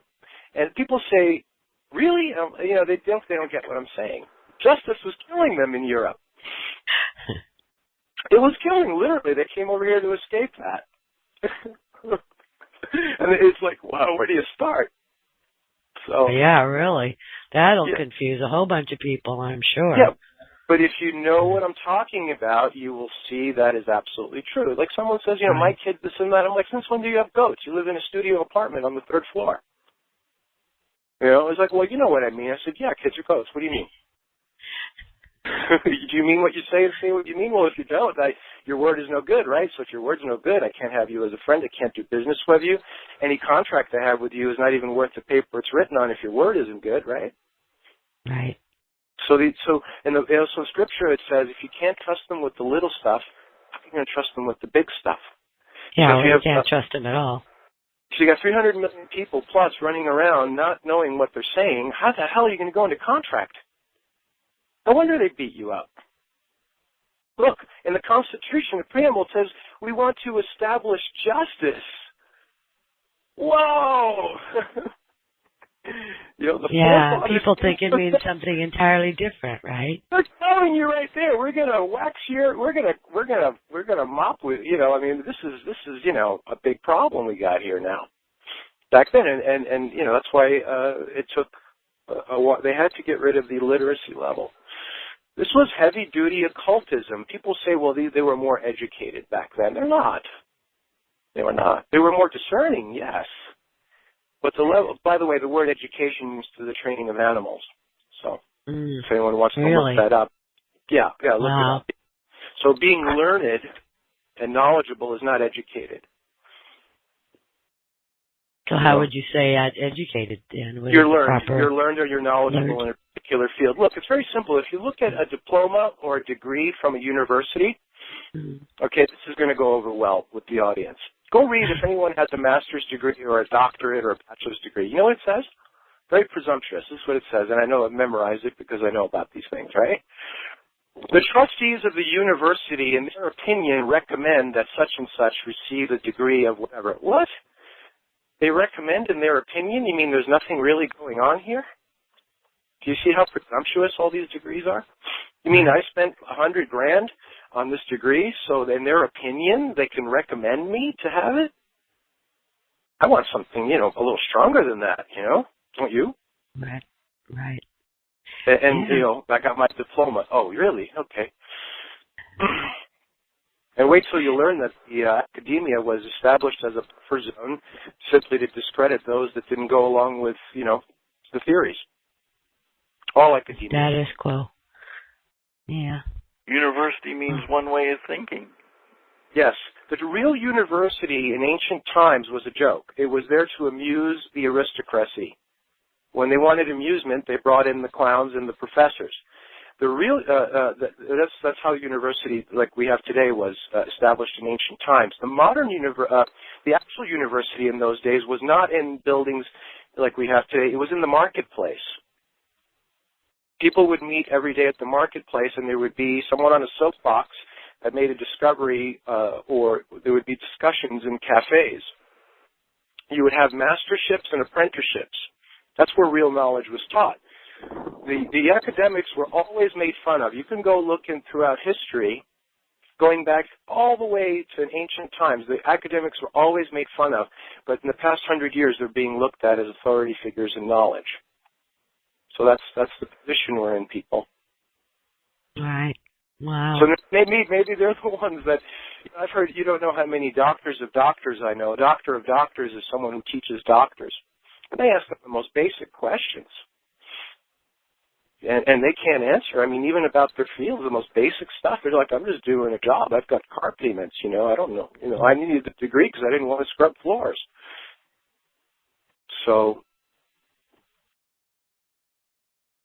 be careful. Well, yeah, we have to learn what the words mean before we speak them. Otherwise, we don't know what we're going to be attracting to ourselves. Exactly. It's the law of attraction. You know?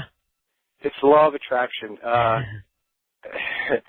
So if we can't take, look, they say don't sweat the big stuff. It's all small stuff, Okay. That's true. Thanks. Well, thank you so much. And blessings to you all. Thank you. Thank you.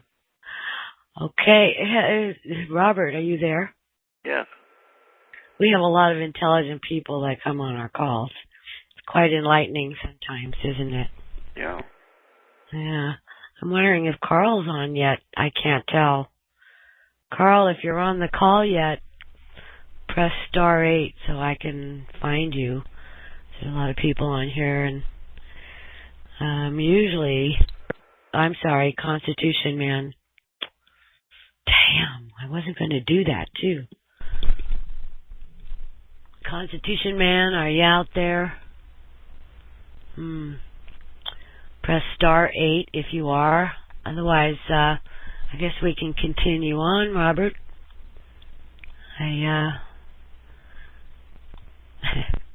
I guess he isn't. Hold on a second.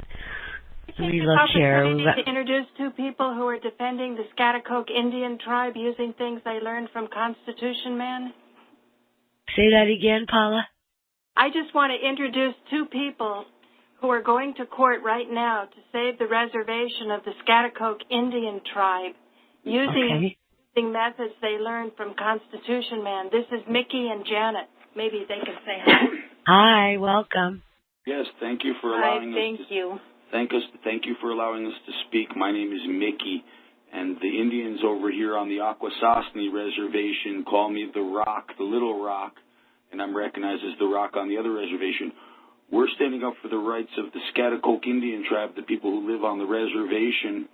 And I would like to, before I talk about the Indians and the constitutional issues that are happening there as far as law, I would like to refer back to your last speaker and the knowledge of the Hebrew and the Catholicism and the books. And what we've discovered is when we watch the petroglyphs on the stone, it's like the holograph again, which allows you the ability to see more. When you go pay attention to the stones that are set out in the woods and in the fields, the large rocks, the shadows go across. But we want to talk about the Constitution.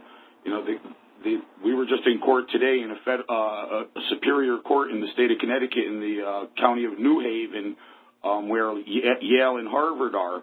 We feel most of the law came out of Yale and Harvard. The oldest law school in America is in Litchfield County, Connecticut, the Constitution state. So we're really interested in trying to participate in this accord of realizing our rights. We are a sovereign people on a sovereign land that has never given away any of our rights as far as land or sovereignty. We haven't set our boundaries. We've never escheated to the state or signed any agreement as long back as the 1778 treaty, the Treaty of 1778, which is before the Treaty of 1784.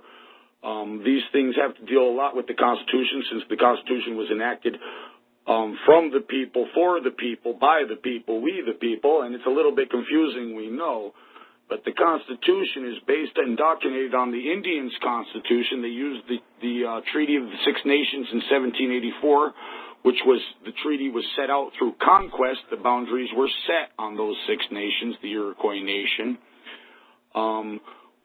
And the premise of the Constitution was set up by indoctrinating the Indians' Constitution. The sovereignty of America, the Republic, was created through the use of the Indians' sovereignty, the English colonials. The Six Nations, correct, the Six Nations of 1784. I'm sorry? That would be the idea of sovereign states. The idea of sovereign states. Well, the Republic of the Americas was allowed by the King and Queen of England under common law. This country was already incorporated, a lot of towns were incorporated under common law, 1734, 1600s, in the state of Connecticut, which are still acting as corporations today. They've got the towns incorporated still, saying the deal. But again, the corporations are the problem. You know, the Constitution needs to be upheld, and more people need to realize what the Constitution is. It's not being recognized by any courts, I can tell you that. I was there today, and the judge didn't want to recognize any constitutional rights. That was the fact. Yeah, they're taking the land away because they want to build a casino, and it's some of the most gorgeous land you've ever seen. It's breathtakingly beautiful. Well, they're taking the land away not to build the casino there on that particular location, but they're taking the land away, ignoring the laws that have already been set forth, such as the 1790 Non-Intercourse Act, which says you cannot take any Indian land without an act of Congress granting the land transaction. So therefore, again, the judge is participating in fraud by giving away this land that he well should know, because he can't claim ignorance, that he doesn't know the laws of the land can't be given away. No Indian land can be transferred. But they're doing it. You wonder if the judge gets out of his jurisdiction, and I mean, this goes back to the tribe that helped George Washington. You know, so you want to honor your agreements with those who were, you know, your allies. I'm wondering if they screw this up and a lower court determines something that really an act of Congress is supposed to take, would that invalidate all the other treaties? Because all the land belonged to the Indians at one time. Well, they haven't lived up to one treaty. Breach of contract. Yeah, they haven't lived up to one treaty yet. I've lived on the reservation for 7 years and learned Indian law from the elders on the reservation, who learned from William Counselor, their Moon-Faced Bear, Golden Hill Pegusset, the people who truly are learning from Aim, Clyde Bellecourt, Vern Bellecourt, rest his soul in peace. The other guy with AIM there, the sellout. You know, we have some sellouts in the group, and nobody wants to face it.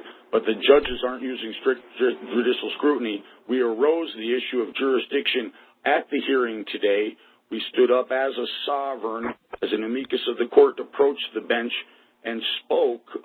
They allowed us to speak on record at the court, but the judge did not want to recognize anything about anybody's constitutional rights. And he didn't want to recognize the facts that you can't transfer Indian land without an act of Congress. We happen to be on the oldest Indian reservation in the United States of America. It was here in Connecticut. It was the reservation that they used to help create the democracy of the United States of America. These were the Indians that contributed to the democracy of the United States of America by partnering up with George Washington to fight against the British. You know, my speech is in a little... May I interject something for you? Yes.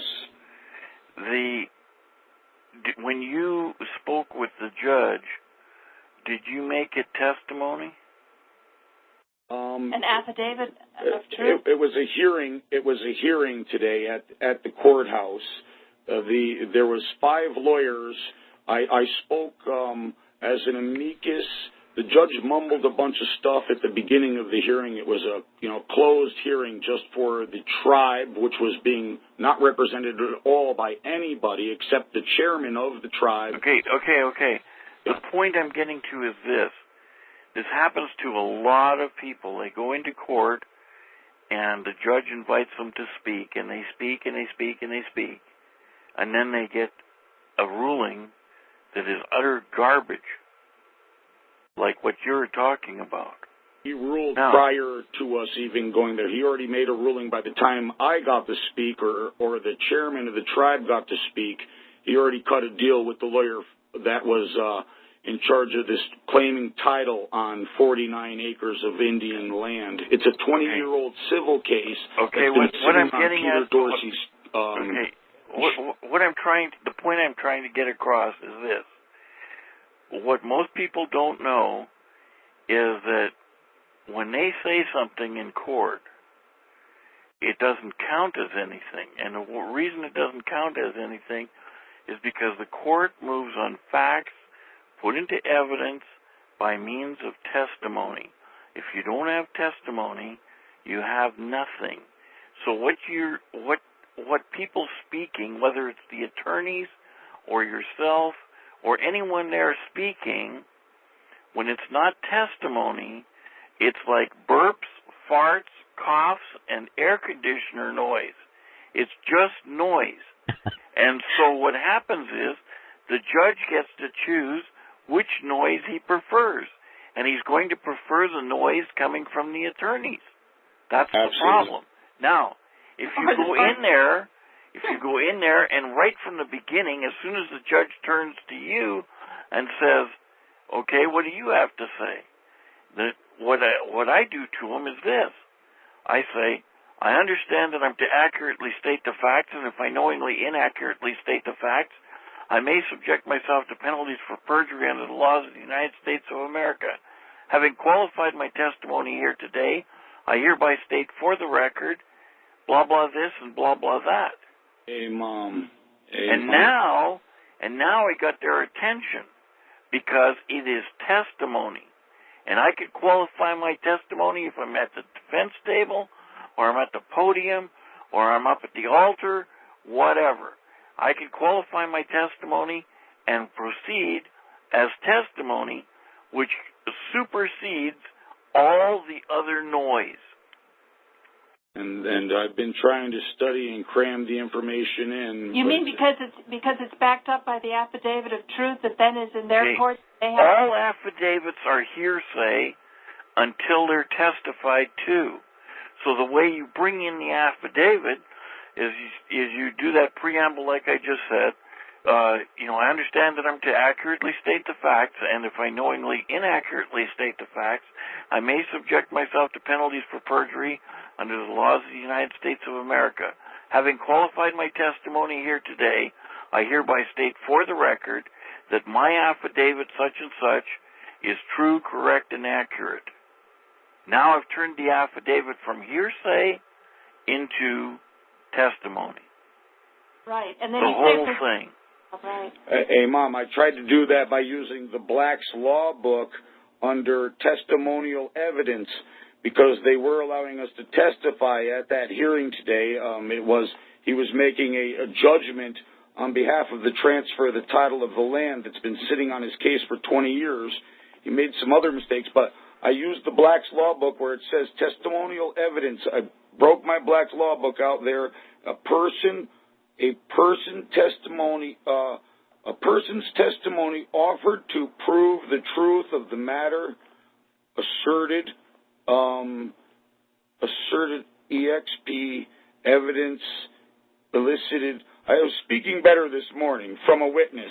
So again, I broke out my Black's Law Book and I says, evidence of title, the means by which the ownership of land is satisfactorily demonstrated within given jurisdiction. I arose the issue of jurisdiction as well. But again, he brought up evidence that we haven't had a lawyer representing us for 20 years. So this has been sort of, it has a stay on it while another group was trying to assume our identity through the Bureau of Indian Affairs with representation, representation. So our biggest problem is being misrepresented for 20 years because we're trying to remain sovereign. We are trying to educate ourselves more, but we keep getting these lawyers who say, we'll come pro bono, we'll help you, and we know we're getting screwed right away then. As soon as the pro bono comes with the boots on, they start allowing us to be judged by our race, color, and our creed, we really know we're getting screwed. You know, we're trying to push them back to constitutional law by standing up as sovereigns independent of a attorney with assistance of counsel, which today, again, I was using the assistance of counsel being Mr. Miller, a Constitution man, and Jane Keating, who I've been watching their videos and learning. I haven't had but 6 hours, but boy, I was able to bite them a little bit today. You know, that's why I'm a little whipped. You know, I mean, I've been studying it pretty good, but I'm a little tired today, and I'm sorry to bring that through on your show. It's okay. No, you did good. I'm glad you succeeded or felt confident enough to speak your piece while you're in there. Yeah, the hardest part is standing up and standing up to them a little bit more than just sitting and taking what they're giving you. Because I knew when they're talking about title, it did require a principal to be there and not just the agent. So we were, you know, pushing for our rights a little bit there, and we may have pushed them a little far in that court. But this Judge Dorsey's aware of 4 other determinations that came out regarding this tribe. He's had land claims sitting there since 1954 in the courts of Connecticut that have never been heard. Docket 112, by the way, in case anybody's interested in out there. Docket 112. Yeah, I think it was your November 22nd show, Angel, with Jane Keating, talking about either subject matter jurisdiction or known persona. In other words, the agent can't the principal gives the power to the agency, not the agency. That's what's happening with the liens on houses and mortgages right now. If it's not the principal producing the principal paper with the wet ink, like MERS. Right. But we're having some fun with it, and we're looking for more support out there. That we're trying to find some assistance of counsel, you know. So. Yeah, so we're getting it through listening to your shows. Right, your shows are the ticket. More people need thank to you. Thank you. There's very little media out there that's producing offering anybody the truth. You know, we stand by the truth, and that brings us back to the religious speaker prior, which again we believe is carved into the stone when people look a little closer. The paper has covered the truth of the stone for a long time. That's beautifully said. Hey, Mom, the veil needs to be lifted. You keep saying, hey, Mom, what is that? We're a matriarchal society. Most Indian tribes and nations are matriarchal, which honor and respect the elder women. The councils make it. You have a men's council and a cultural council. It's a democracy. You know, that brings back to Mom and the elder women to make the final decision whether we go to war or not. We honor Mother. Without you, there's no birthday, no holiday, no goodness, Mother. So we say, hey, Mom, God was a woman. Hey, Mom, instead of amen. The man's been controlling it long enough through the use of tobacco. And that needs to be... That's the poison, the tobacco. The female plant, of course, is the plant that they've eliminated out of the equation and not taught in the history books, not taught in regards to the War of 1812. And I'd refer back to the Emperor Wears No Clothes, Jack Era. But from there, you guys can take it from there a little bit. What's happening now is you think that California is more legal with marijuana, but it's really all about monopoly over these dispensaries. And something sovereign nation. It's all money driven. It's all about commerce. Yeah, and so in the reservation and part of their spiritual practice, cannabis can be grown. So you can see that it would be a natural at the kind of prices it goes at because it's illegal, and you have this drug war, which is not a war on drugs but on human beings. Right. People into prisons to feed that system. Maybe if I could. They don't care about our health, obviously. Yeah, but even what he said about tobacco is interesting. Well, they don't care. The rap we usually get is well, the Native Americans believe the medicine was always free. Your last speaker was talking about the landing of the Europeans here in America as well. The Indians gave the medicine, the food to the people that came to our shores. Our fathers, one father said kill them, the other said befriend them. We befriended them. What did the women say? Well, the women befriended them, you know, because again, we are an open culture. We accept everybody and we offer food to everybody. We don't discriminate. There was 60 to 170 million Native Americans on the colonial U.S. shores prior to the 1492 landing, according to Manituka News. You know, there's a lot of issues. That's a lot of genocide. That's a lot of extermination, but nobody's really paying too much attention. But again, when you look closer at the rocks, you'll see the true evidence. We're trying to bring that forth now because the rocks are really revealing. When you talk about where is the mountain that this apocalyptic event is to take place at, take a look at where the World Peace Sanctuary is, and you'll realize the World Peace Sanctuary created by White Light Yip Man. You'll learn a little bit more. But they're a little bit off, so we need to correct it and get the community, the first people, going again in the right direction. Again, all our credit goes out to William Commanda and Paul Lamont of the First Nation of the Algonquin people, the First Nation in Ottawa, Canada, and Manitoba, and the Americas and the Canada are not respecting the United Nations decision of September 7th, 2008, where the United Nations recognized all indigenous peoples' rights. The United States and Canada were two of the countries. There was, I believe, only two that did fail to recognize indigenous peoples' rights. There was sanctions passed against the United States, but we know how those go. So what we need more people standing up. You know, we need the proper we need the rights of everyone. Assistance of counsel, right, the rights of everyone. But people need to learn the Constitution. They need to learn their rights. First step is learning the Constitution. Because isn't that what Gene Keating says on your show? Whoa, what's that noise? Oh, it's New York traffic. Okay. New York City, 17th Street. Wow. 19. No, about loving yourself, right, Angela? Right. Love thyself. Oh, he Love talks thy about mother. that Ho'oponopono. Amen. I love you. I'm sorry. I forgive you. Thank you. Thank you. Thank you. And, you know, we don't hold anything against our enemies. We want everybody to have water. We really have no enemies. You know, we wish the best for our enemies. Our wish, again, is for humanity, not ourselves. It's the children of the future. And we believe the land was given to us by our children. It was not given to us by our parents, but loaned to us by our children. Chief Seattle. That's a quote from Chief Seattle of the West. Well, you know, some people are asking here, how can they contact you if they wanted to contact you or contribute to your cause?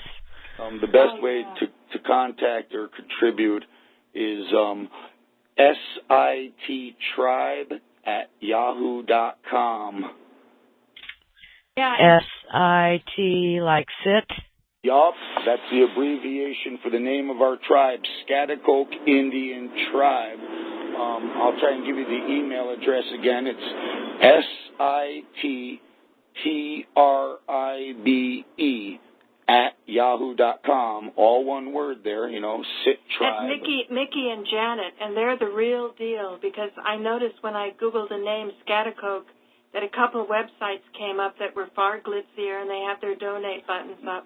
But this is the best way to discover it as well is Wikipedia. Wikipedia is a wonderful resource. When you put it up on Wikipedia and it becomes an argument, they actually do some homework to find out the truth.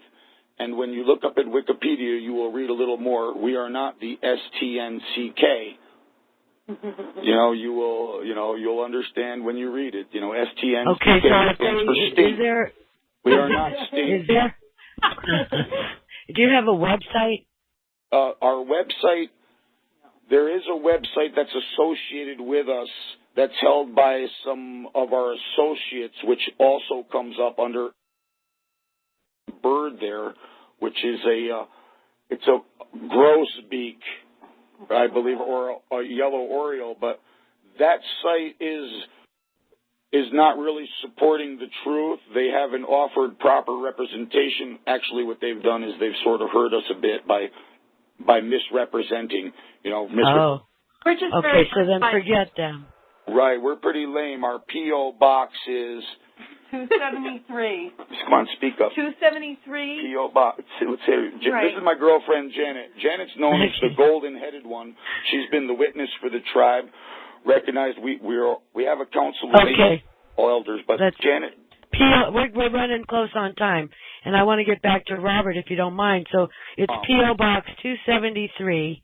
Kent, K-E-N-T, Connecticut, 06757.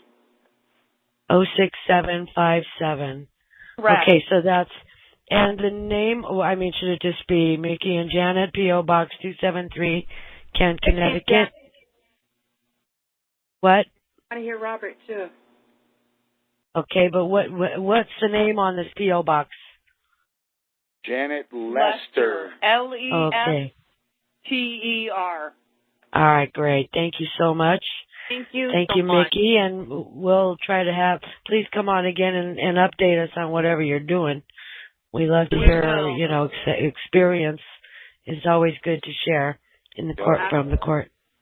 Okay, Robert, are you still with us? No, I went away. Oh, gosh, I'm glad you didn't. Robert, if anyone wants to get a hold of you, of course there's an address and link on the website, but why don't you go ahead and, is that all the same now? If someone wants to contribute or get a hold of you, do you want me to just give them your email address or what? Well, it's interesting that you mentioned that because, yes, I came back from being like a third of a month working at a distance and came back here broke. So if anybody has a donation they want to send, it'll be to the Truth and Justice Center, 1304, capital C, capital R, 1890. That means 1304 County Road, 1890. Bivens, that's B as in Bumblebee, I, V as in Victory, INS, Texas, 75555. 75555. Yeah, you don't need to put truth. You don't need to put any names on it. It'll get to me. Right, Truth and Justice Center, 1304 CR 1890. That's Bivens, Texas. Correct. 75555. Got it. And it's also on the website. If you click on guest speakers and click on Robert Fox's name, it'll take you right to there. And there's also a whole slew of documents there that he's sent to share. So you might want to take a look. Maybe you can use some of it. But contact Robert. And Robert, you do help people, right? Yes. Just need to take a little break maybe, or a little rest. I don't know. Are you up for helping more people, or, well, I try and help as many as I possibly can, and sometimes I can help them in like 1 or 2 minutes. They just need, one ray of sunshine in their situation, and it changes everything for them. Other things are more difficult when somebody is like utterly clueless and they've gotten themselves in one heck of a jam, and it requires an immense amount of work to pull them out of the fire. Sometimes I can do that and sometimes I can't, just because of time restrictions. Yeah. There's only so much time in the day. Well, geez. Does anyone else have any questions? Oh, we sure do. Oh, Jack Bauer, hi. Mickey again. How do we form standing in the court? We filed standing. How do we get them to recognize us in the court as sovereigns? At this point, we've been here a long time with them, trying to get them to recognize us. Well, sometimes they won't tell you, but they're not recognizing you as sovereigns when you have a social security number, and you have a driver's license, that kind of stuff. And I've already used the UC 1-308 form to try and eliminate all that. We have a federal ID number. We've been here for a long time, about, 1734 our reservation was set up. But I'm using the Black's Law Book on standing and things like that. The federal government has told me to file standing with the lowest court in the land to get recognized, to have standing to be sued or to sue. And I'm wondering if they're offering me in the right direction, Mr. Fox. I appreciate your time. Well, it's interesting that you mention that because the sovereign can't be sued.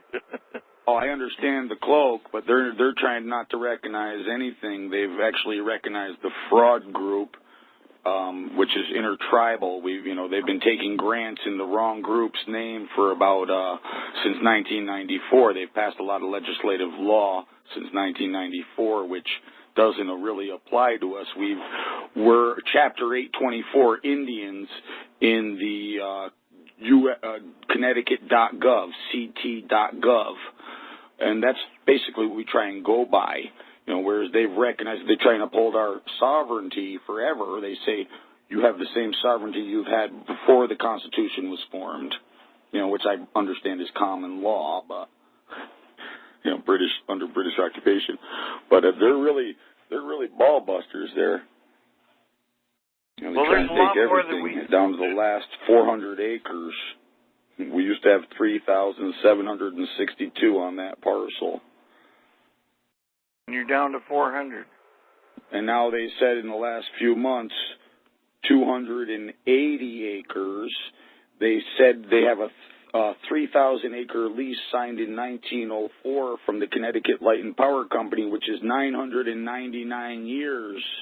And I tell them there's no such thing. It's 3 6s upside down they've got written there in the paper. But we're worth doing some research on. The spelling of our tribe is SCHAGHTICOKE.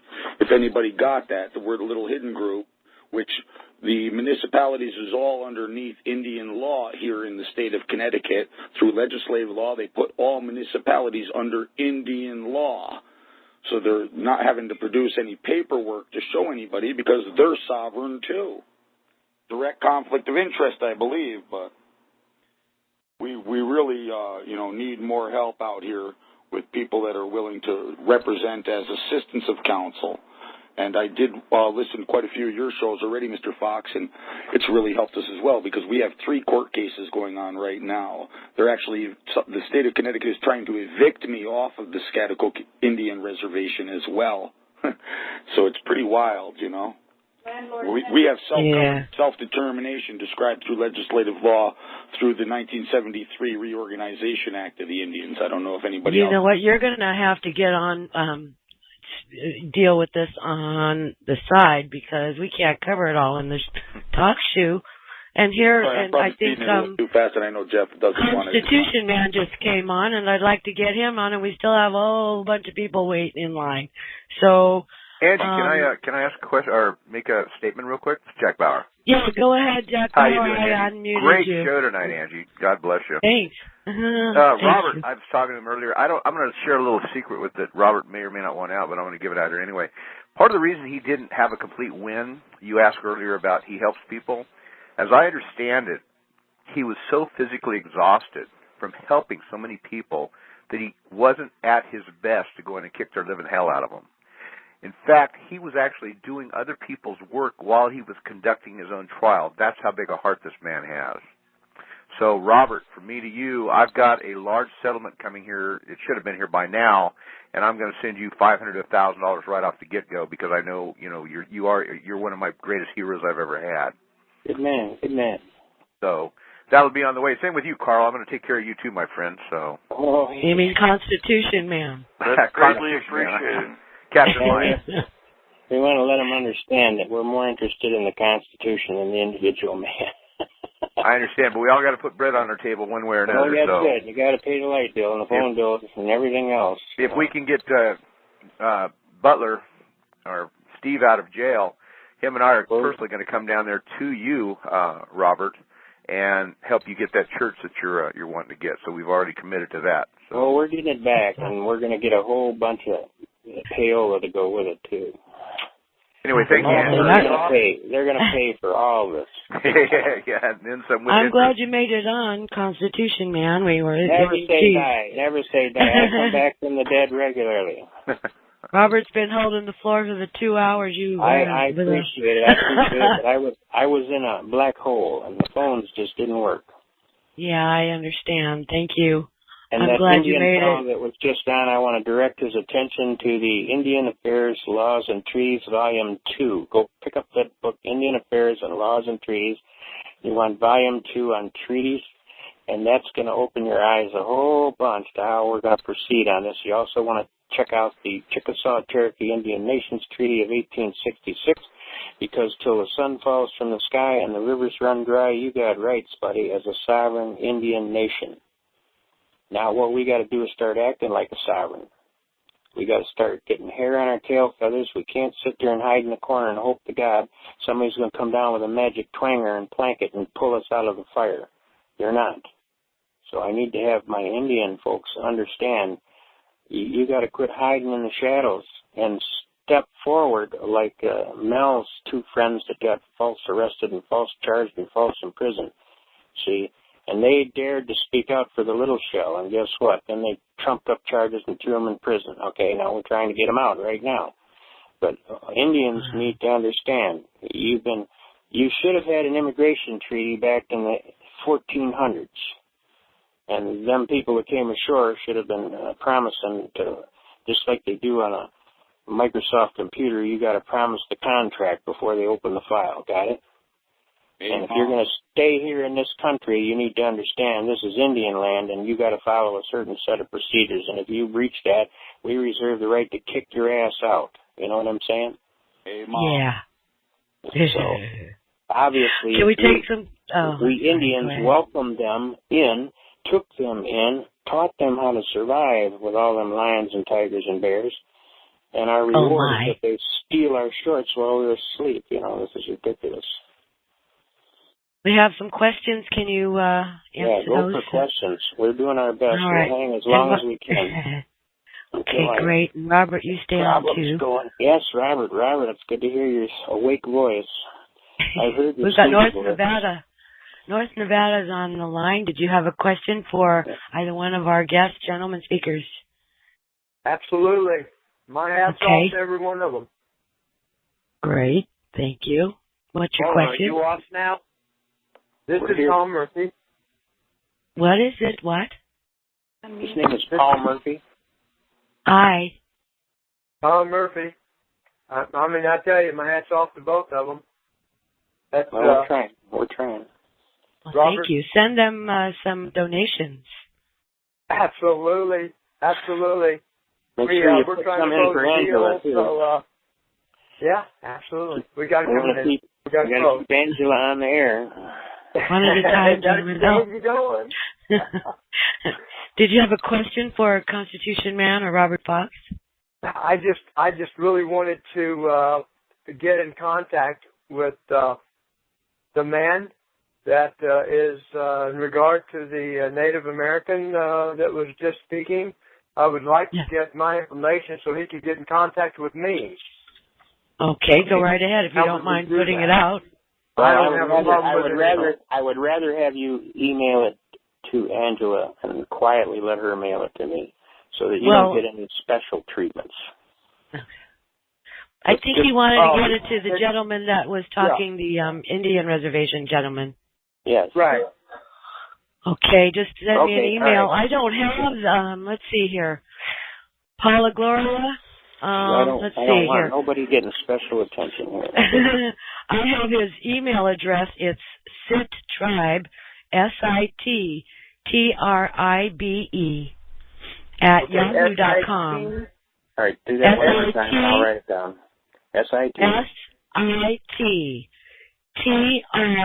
SITTRIBE, all one word. SITTRIBE, at yahoo.com. Spell that SITTRIBE. SITTRIBE. SITTRIBE. Okay. @yahoo.com. And that's Mickey and Janet. Mickey and Janet. Okay, I've got that. So SITTRIDE. SITTRIB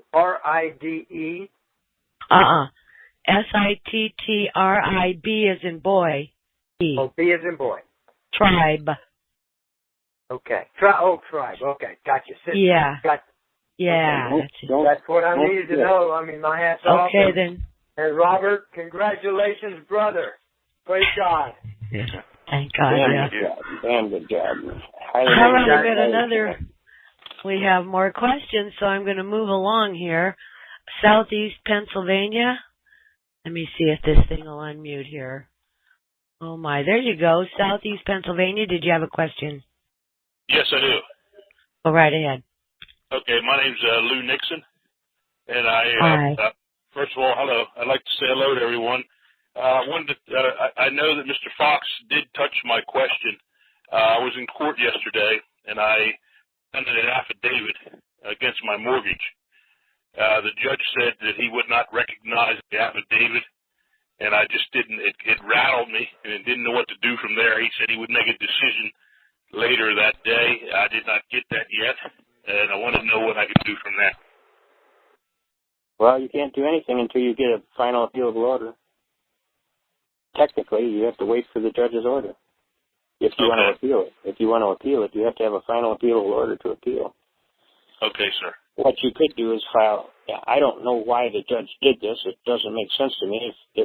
If nobody objected or countered to the affidavit, why is the judge, unless there was some imperfection in the actual affidavit itself? Now, normally an affidavit, you're swearing, one, that you come before the court, you hear your name here before this honorable court, first being duly sworn to hereby say and depose the following, okay, and then the first thing you have to declare is that you are the above noted affiant, okay, and that you have not, that you are of sound mind and body, and that you have first-hand knowledge and are able to testify and voluntarily choose to do so concerning this matter, okay, and that you have not filed this affidavit for any vexatious purpose to restrain any officer in the performance of their duty or to cause a harassment or a cost of litigation to go up, that the affidavit is true in fact based upon reasonable inquiry, that you technically have suffered irreparable harm of some kind at the hands of whoever, and you need the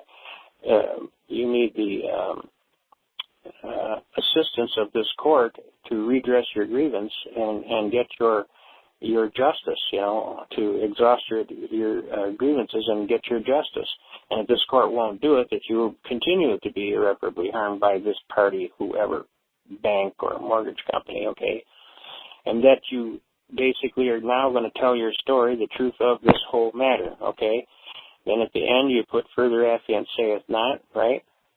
Yes. And you sign the thing in front of two witnesses. It must have two witnesses or a notary public, and you draw a line, put notary public under that line. You draw another line, put my commission expires. They'll put a seal right next to that, and you sign it in front of their presence, okay, and give them proper identification such that they know it's you. That's all a notary does, by the way, folks. A lot of people think the notary is actually attesting to the veracity of what's in the document. She's not, or he's not. All they're doing is saying that they asked you for a reasonable identification, you gave it to them, and you appeared before them, and you signed it in their presence. That's all the notary is doing. Okay, now, Mr. Fox, when I first submitted that affidavit a year and a half ago, I did use the notary public right there at the courthouse, and I did exactly what you said. All right. Did anybody come back and counter it within 30 days? No, it's been a year and a half. It was a year and a half. Guess what? Technically, that affidavit was entered on the court record as evidence, and the judge doesn't have any right to now throw it out unless he can show some evidence of possible fraud. Thank you, sir. And I kept saying, well, the bank is in default, and he said, well, testimony means everything here. The affidavit means nothing. No, that's not necessarily true. It's in evidence before the court that they did not counter. Now, did you ever write them a letter asking them to verify the debt pursuant to Title 15 United States Code, Section 1692, Parens G? They got 30 days to answer that and verify the debt. Did they ever do that? No, sir, and I didn't Okay, ask well, them. then did you ever send them a letter of default for not responding timely? No, I If did I don't not. hear from you in 30 days, I'm going to assume that the matter is resolved in favor of me, and you obviously don't care to verify your debt, so I'm just going to disregard it. Yes, and that's where I messed up at. I should have done that. You haven't messed up because it's still there. We got a situation of latches incurring, latches being a species of integrity, where a reasonable and a person of normal and reasonable integrity has a right to take an action prescribed by law, and having failed to do that, give up all their rights. So technically the bank is still in latches. They're estoped from proceeding by latches. They did not answer up, and therefore they gave up all their rights by latches incurring, and they are therefore estoped from proceeding against you, technically, by law. Yes. Now, getting the judge to honor all those rights, there is the problem. That's the problem. These judges are in the hip pockets of these bankers, and there's no doubt in my mind. Yeah, but speak it on the record. Well, you know, this is the way it is, and you're and also I'll tell you that these judges are digging in and they're stonewalling, even though there are courts that have actually ruled that MERS is not a real party. They're nothing but a straw man. We had a big court ruling on the 21st of April here in Michigan, where a 3-judge panel of the Michigan Court of Appeals, and a vote 2-3, voted that MERS was not a real party in interest, that they have no standing. They are not a real party. They do not have any standing to come before the court and bring this foreclosure. And all judgments that were given previously are now held in ab initio. They are set aside for both all the lower courts, the district court and the circuit courts. So all these foreclosures that they did get are illegal. So they have to, all those judgments are void ab initio from their inception, and that case was just rendered here in Michigan. Now, under the Constitution, Full Faith and Credit, Article 4, Clause 1, it's very clear that from state to state, the laws are supposed to be held the same. Now, if a 3-judge panel can reach that decision in Michigan, why can't that judgment be used in every state in the union? It says clearly that a reasonable tribunal has sat down and they've made a careful decision based on law and logic that MERS is nothing but a straw man. Now, you also need to understand that MERS is a 501c3 nonprofit corporation, so technically, bylaws, you know what? Somebody wanted me to ask you about that. Somebody wanted me to ask you about that. Where do you see that? Where does it say that? Go look them up on their DBA. You're going to see. Look them up in their DBA. They operate out of Virginia. That's where their main office is. Hey, just one more question. After I receive my decision, can I file the appeal myself? If you have a final appealable order, you can appeal. Or I would just put my appeal in anyway, no matter what he does. I give you my constructive notice and claim of appeal. But when you go to the appeals court to file your papers, they're going to want to see a copy of the order. You aren't going to have one. Okay, gotcha. So whenever you're going to have to stay with that court and check and see when they decide it. Now, don't be surprised if that judge doesn't want to put his neck on the line and he just quietly walks away and doesn't file the order and lets you hang in the breeze. Okay. So you're going to have to stay with that clerk almost every day and check and see if the judge has entered an order. Okay, I will do that. Thank you so much, and may God bless you. Not to worry. All we want to do is try and give you at least a shot. Okay, get your day in court. But right now, I can hear all kind of denial of due process. So, and by the way, you have a right to sue that judge. Don't let anybody tell you can't sue him. He's got judicial immunity. That's all horse pucky. Okay. There's two cases for sure. One of them is Owens versus City of Independence. That's 100 Supreme Court 1398, and the other is Maine versus Thibodeau, 100 Supreme Court 2502. That came down in 1982, and it says, "Hey, Judge, you're deemed to be an expert on the law. You're to advise us of the law. You can hardly claim that you act in good faith for willful deprivation of basic constitutional rights. You're a learned judge, for God's sake.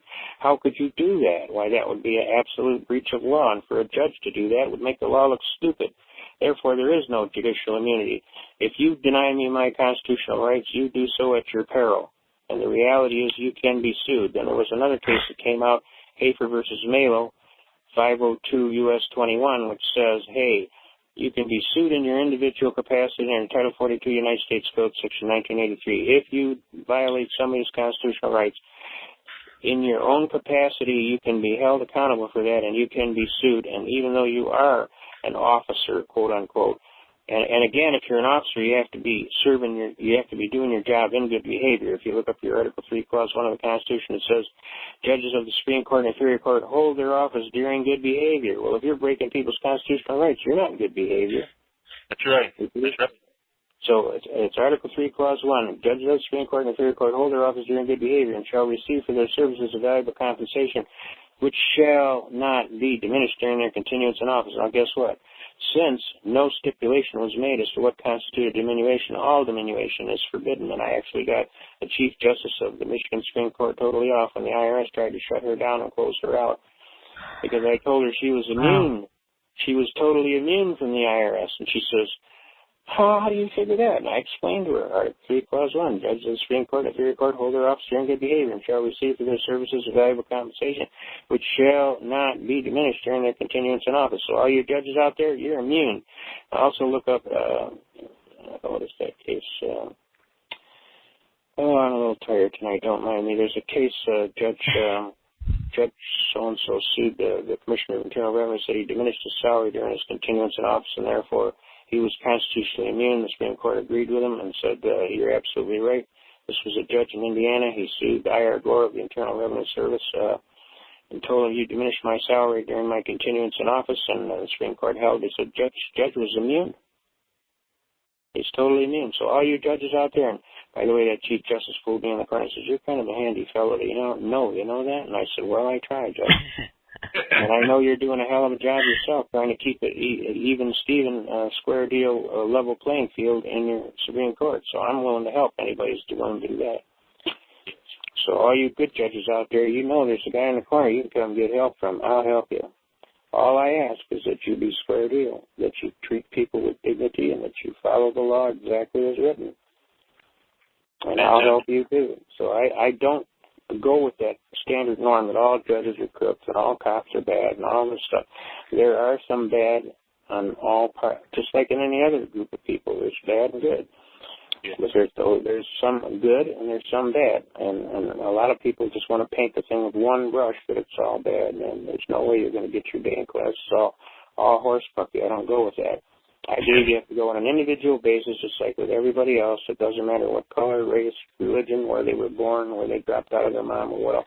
All that stuff is horse puppy. We can't be debilitated and blinded, into prejudicial thinking without logic, because you just end up putting your head in the sand waiting for somebody to kick someplace you don't want to go. So, About the bond for the judge. Here in New York, I called up and they say that the judges aren't required to have bonds, even though I got them. All judges are required to have bonds. I don't care what they say. Now, here's what's going on, so you know. What these judges are doing is they're going under the blanket bond of the city employees. See, every city and municipality has what they call a loss inventory control officer, and those loss inventory control officers are responsible for the indemnification of the city and or their employees for their acts or failures to act. And there is a blanket bond that the city goes and buys. Usually it's through a company. In Michigan, it's Michigan Mutual Insurance Group. Lloyd's of London was in there for a while. Farmers Insurance Group was in there for a while. Meadowbrook Mutual Insurance Group, Michigan Mutual was in there, and what happens is they have a blanket bond that covers the whole city. Now, normally the judge is supposed to go out, and this in Michigan it's MCLA 8510 that says he's got to have his oath of office filed within 10 days of the election, and it's 85.11 that says he has to have a bond filed within the same 10-day period. Now, they have since done away with that, and they have said, well, the judge has got a bond. He comes under the city municipal bond for all employees for theft. Who's going to charge the judge with theft? Yes. Nobody. You see? You go down there and charge the judge with theft, they're going to throw a net on you, and you're going to get psychiatrically evaled. You got me? Yeah. So they hide in the municipal bond. So you got to go down, collar the municipal people that handle that, the loss inventory control officer, the city treasurer, and you got to pin their eye and say, okay, I need to know who your indemnifiers are. Then you have to contact the indemnifier and say, well, do you insure Judge so-and-so and bond him for his performance of his duty? Because I wish to file a claim against that judge for violating my constitutional rights. And you have to file a formal affidavit of complaint and then you have to serve that affidavit of complaint on the city and on that judge, and he has a chance to respond if he wants to deny or do whatever. Do you understand?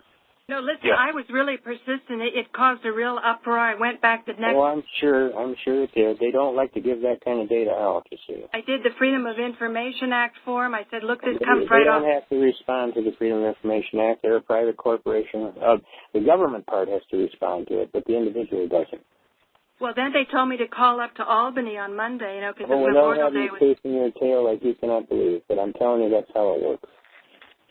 But how you find it? Because they said to go to the... Well, you have to go to the Loss Inventory Control Officer. Then you have to ask them who your indemnifiers are. And then they'll want to know, why do you want to know?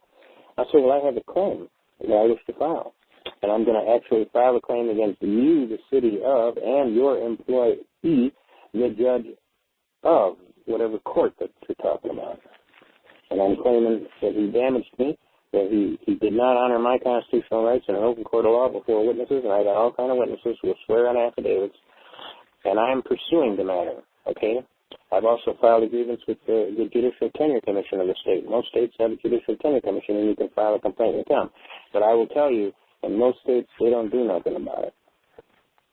That's the problem. You're getting a little muffled there. You're Constitution there. Let's try this again. Hello?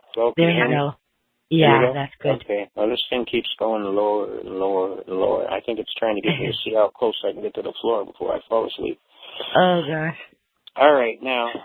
Well. This is how it's done. We could if you want to know. Okay. That's how it's done.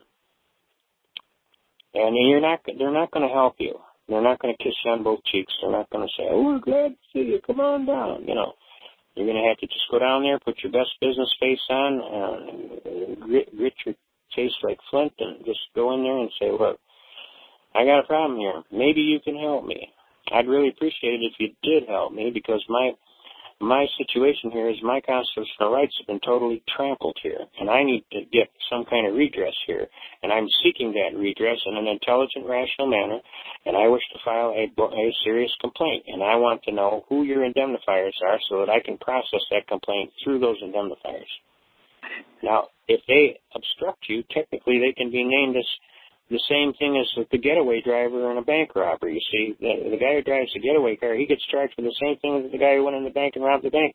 It's the same charge. Do you understand? Yes. You're an accessory after the fact, you see. Yes. So if you're going to aid and abet this guy to get away with this, and I'm going to name you as a third-party adult defendant also.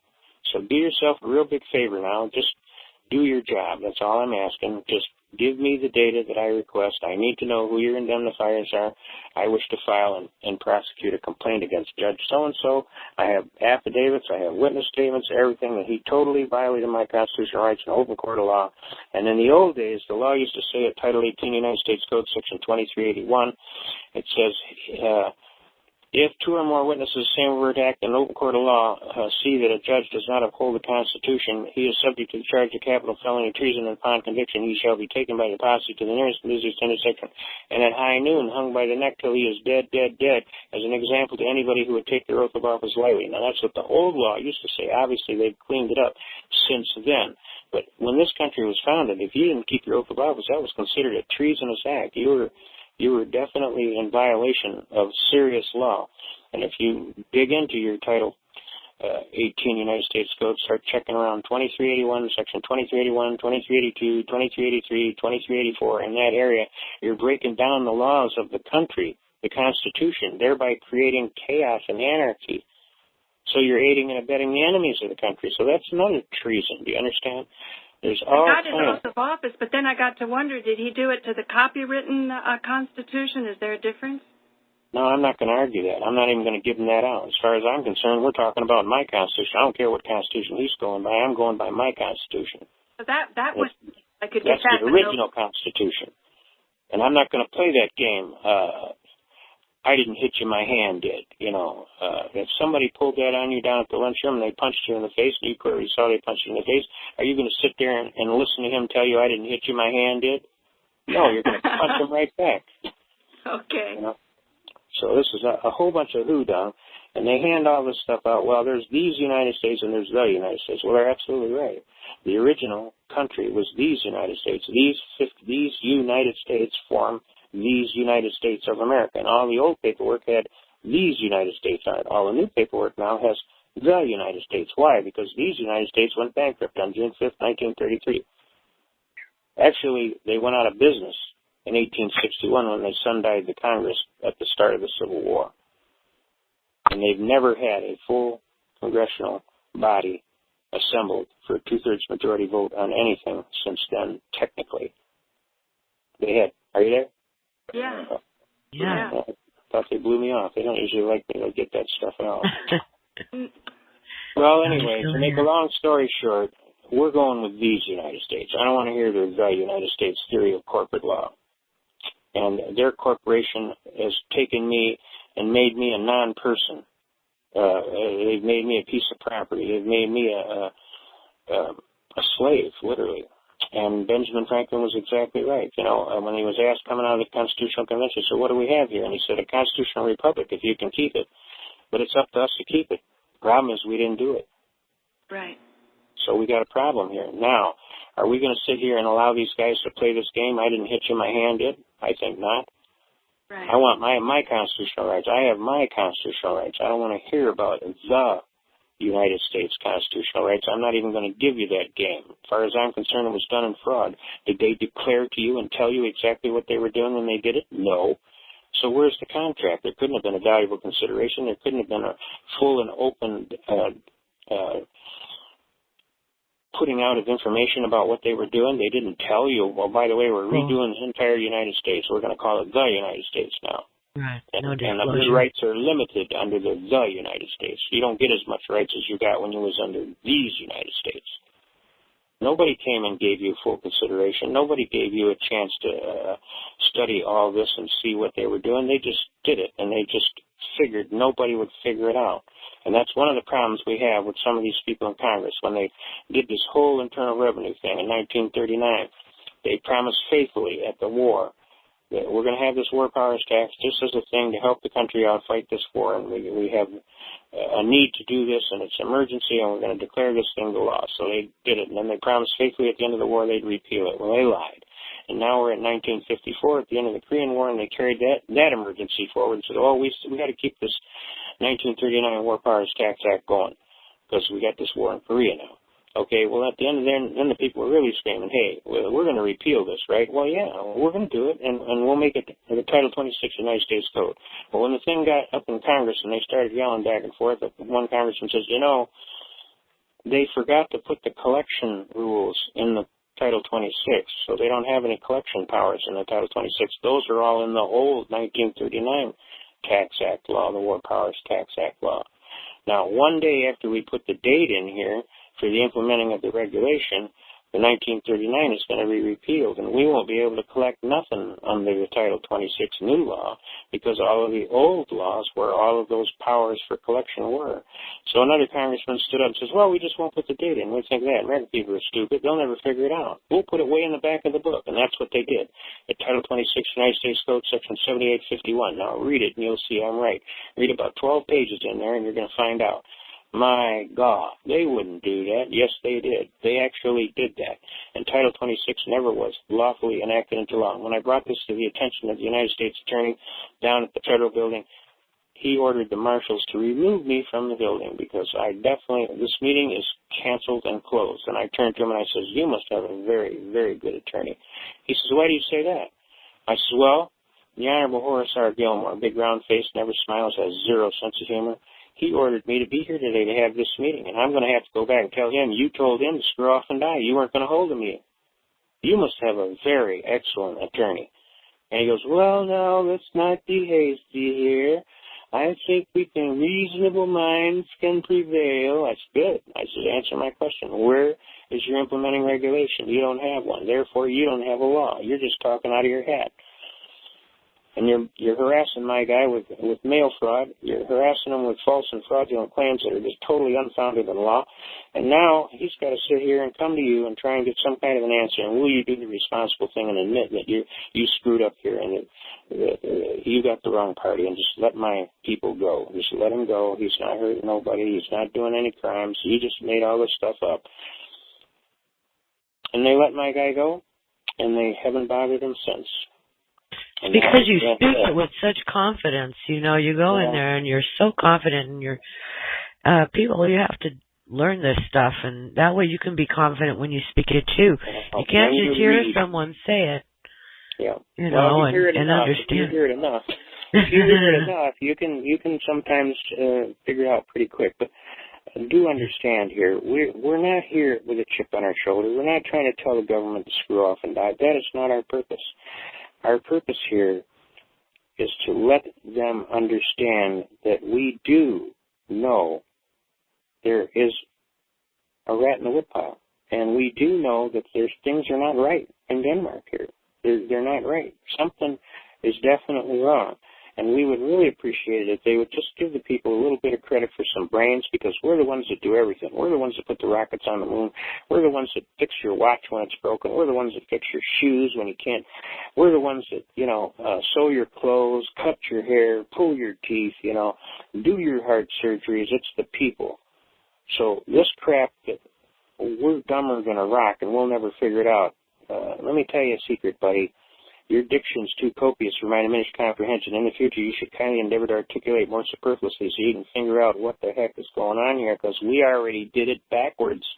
And we're on the return trip backstroke across that moat of ignorance, and you had better understand something. We want it fixed. We would like it fixed soon. We want you to put it back the way the forefathers originally intended. And we would like you to put it back for all of our interests, yours, ours, everybody's, our grandkids especially. Everybody got grandkids, right? You don't want your grandkids to imagine how bad it will be, 20 years from now when your grandkids are full. They're going to kick us in the head. They're going to go dig us up and hang us twice. Why? Because we didn't do nothing about it. Why did you let these people get away with this crap, Grandpa? Look what they're doing to us. They've enslaved the entire country. We can't have this. You people need to understand. We can't have this. God is going to hold you. Believe me, you wicked servant. If you're doing this stuff to deliberately, piss God off, you're really well on your way. And it'd probably be a real good idea if you change direction, because you're headed for the hot zone. You're going to have asbestos underwear to live there. So you really need to get your head out of your fourth point of contact and start realizing that it's in all of our best interest that we sit down like rational adults and we fix this. Put it back the way the forefathers wanted. How can you do that? You have to enact we the people. We the people are the Indians with the extra set of rights. We're citizens of the United States of America, self-governance, self-determination, with an extra set of rights. Think about what you just said. How do I enact we the people? You definitely need to look at the Chickasaw-Cherokee Indian Nations Treaty, because you are a sovereign nation unto yourself, separate and distinct, with absolute rights that have been sworn to on treaties and guaranteed under the law. We were the original partner of the 1778 treaty with the Lipan of the Delaware River Valley, but the partner, the Indians, haven't stood up. We risked our head if we stood up until after 1954. I'm a little upset about that, too. Land claim. The Indians haven't had rights yet. So it's when we have partners to help us stand back up, because the United States of America isn't recognizing the original partner, which was created equal. So that the Republic... I do appreciate that. And I can tell you, you're one of the partners that's going to make it happen. Because I'm also one of the partners. Okay, one at a time, gentlemen, please. We can't hear either one of you. Yeah. All right. Okay, go ahead. Look. You claim your sovereign rights under that treaty, and guess what it says right out of the chute? It says, till the sun falls from the sky and the rivers run dry. I've told many an officer, is that the sun up there? Do you see the sun up there? I don't think that sun is falling from the sky. Do you see it falling from the sky? Well, no. Well, you see this stream here I'm fishing in right here? It isn't dry yet, is it?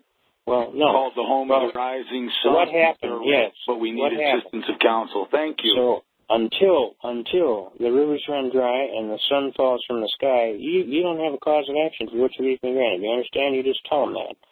And you're trespassing on my private land, and I would ask you kindly to leave. Now, if you come here with a purpose in friendship and just, help me, brother, hey, I'll even make you a hot cup of coffee. But if you That's come like here you to give me a pain in my tail, you scared me. but if you come to be a pain in my tail, you will be getting some serious damage to your tail feathers, and I will kick you off this land at the point of whatever it takes. I'm not going to play games with you. If you come here to harass me and otherwise abuse me and otherwise violate my constitutional rights and or trash my right as a sovereign Indian under the sun, you know, and the rivers are not dry and the sun is still high, you better get yourself a good attorney, because I'll sue your socks off. You got the wrong dude. Hey, he says, you unload your gun. I says, there's only one way I unload this gun, pal. You do not want me to unload this gun. They just stole my gun off the reservation last year. I have a court case going now that's been sitting there for 2 years. We filed all the voids, all the lack of jurisdiction, and they failed. They haven't answered any of the things that we filed on the motions. They put the Indians into housing landlord court, landlord-tenant court. Right. It's crazy. But under what jurisdiction? We're going to have to talk to you again off this line on a private line another time. We don't want to interrupt the show, but we thank you very much, Mr. Miller, and you are inspiring. Well, let's slow down here. Slow down. You're going too fast. Constitution, man. The morning last, we got to keep things low profile. And there's a bunch of reasons that we do that for good, for everybody's good, because I don't want people getting victimized on my responsibility. So we're going to use good judgment, because we know there are some dastardly dudes out there who would like to take advantage of the situation. But if they get me in court, they only have a chance anyway, and they already know that, so they're not going to bother me. But what they'll do is they'll come bother you, you see, just so I get to watch. Oh, they've been harassing us for 2 years. We suffer from racism and everything. You know, they come down. Go to your library, pull out the Cherokee Chickasaw Indian Nations Treaty. That's the best really, really, really good Indian treaty that was made. And guess what? It declared all Indians a sovereign unto themselves. You know, the sun falls from the sky and the rivers run dry. So you need to get a hold of that one. And I am an Indian. I am a direct descendant in the line of the great Chief Joseph. And I didn't find that out till I was an adult. Hey, but my great-grandfather was the one they called the Horse Whisperer. I used to go with him and my grandmother. They danced me on the rails to Hialeah. I used to have jockeys like Eddie Arcaro come up and run their fingers through my hair telling me, hey, kid, who you got in the fifth? You know what I'm saying? No kidding, really? Yeah. And so I found this out and tracing my lineage back, and I know, and this guy, my great-grandfather, was the son of the great Chief Joseph.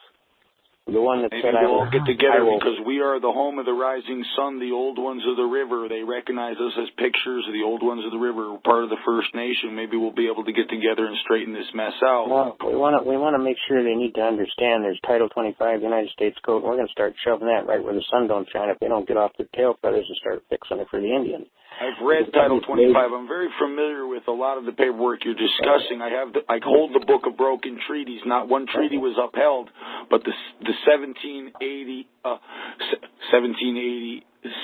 the Treaty of 1778 is still good and going, but we haven't stood up as a partner. We were created as an equal, goods and service to be exchanged at times when necessary, but we haven't stood up and asked for anything. We've just been... Well, we need to start standing up and asking. Thank you. We've been pushing, but they keep trying to pop me back down. But a lot of people have been sold a bill of goods that the Indians are savages, that the Indians were, vicious. The Indians were the most gracious people on the face of the world. If you study history, you'll find out the Indians were some of the most. They would give you far more than you could ever steal from them. I mean, they were just that gracious, and we absolutely took advantage of them. Like we got this property here called Harson's Island. It's a real rich, exclusive area in the Detroit area. And see, it's all owned by rich people now in fancy houses and $500,000, $2 million houses and all this stuff. Well, see, that island was leased by a Jacob Parsons for 100 years. And somehow, over that 100 years, he got the idea that he owned it, so he could sell it off. He didn't own it. He only had a lease on it. The Indians are now coming back saying, wait a minute here, we got ripped off here. We leased it to him for 100 years, but that 100 years was up last year. Now we want our land back. And all of these rich people are saying, what? What are you talking about? This island belonged to the Indians, the Chippewa Indians and the Ojibwe Indians. Isn't that a 99-year lease? Isn't the limit on a lease 99 years? Well, but I'm saying that's what they had. And this Jacob Parsons ended up taking the land for the 100 years on the lease, and then it just ended up getting named after him, and then somehow he got the idea that he could lease it out. Right. The state of Connecticut Next thing you know, he's selling the property like he's the owner. 9-year lease on the power plant they put on our river, and we own the power plant, but they don't want to admit it or give us any free power. They're charging us twice as much. Yeah. And you actually own the river, too, by the way. Well, I know the maritime rights have all been reserved. We never gave up any, but they already told me that I can't use the water on the left of me. I can't use the water on the right of me. I've asked them, how do I water my gardens? Well, you just tell them, quit smoking that stuff. It ain't no good for you. Just find something else to tease your brain with, because this is my land, my water, and I'm using it. Oh, we are. We've had to invoke our Second Amendment right already. We're staying there, but they stole my gun already, and they don't want to give it back yet. I'll go buy another today on it. Just go buy another one. All right. Wow. You guys have to get in touch. All right, we'll get in touch. Obviously, this is too big for this program. We want to just try and get as many questions as we can. And this thing is like a 300-year discussion. A 300-year discussion of travesties of the poor Indians. Really? And, all right, we have another question. I think we have a serious reparation to make with these Indians, because they have just done terrible things to these people. Sure. Well, we didn't. No, we didn't, but our forefathers, our ancestors did. Yeah, well, the British. That's probably why we were so ill-mannered. Yes, probably. A lot to do with it. Yep. You're probably absolutely I would never do such a thing. No, but I'm a woman too, so that's... No, that doesn't count. I don't buy that excuse. You're a woman count as a difference. I wouldn't know. You have every right, just like a man has every right. You have a right but we're not warring, just like anybody else. Creatures. We're not, we are not... Well, I guess we could be lethal like mama tigers protecting our children, but we're not that quick to send our sons out to war, our sons and daughters. Well, we're the ones who have to bury them, and we raised them all these years just so we can go out and bury them for what? Yeah. No, we're not going there. We want all our troops home, Mr. Obama. You promised the first thing that you were going to do when you got in office was you were going to bring our troops home. We want them home. Bring them home now. We're tired of them getting shot to pieces, coming home in wheelchairs, got it? Or metal boxes. We want them home. I went to the last 1st Air Cavalry Convention, and it was absolutely, I was in tears. You see, you get these guys back. The lucky ones are the ones that live, got it? I go to this convention at Fort Hood, Texas, and everybody, I thought I was at a wheelchair convention. They're all shot to pieces, legs cut off, arms cut off, faces half blown off, all riding around in wheelchairs. We don't need another whole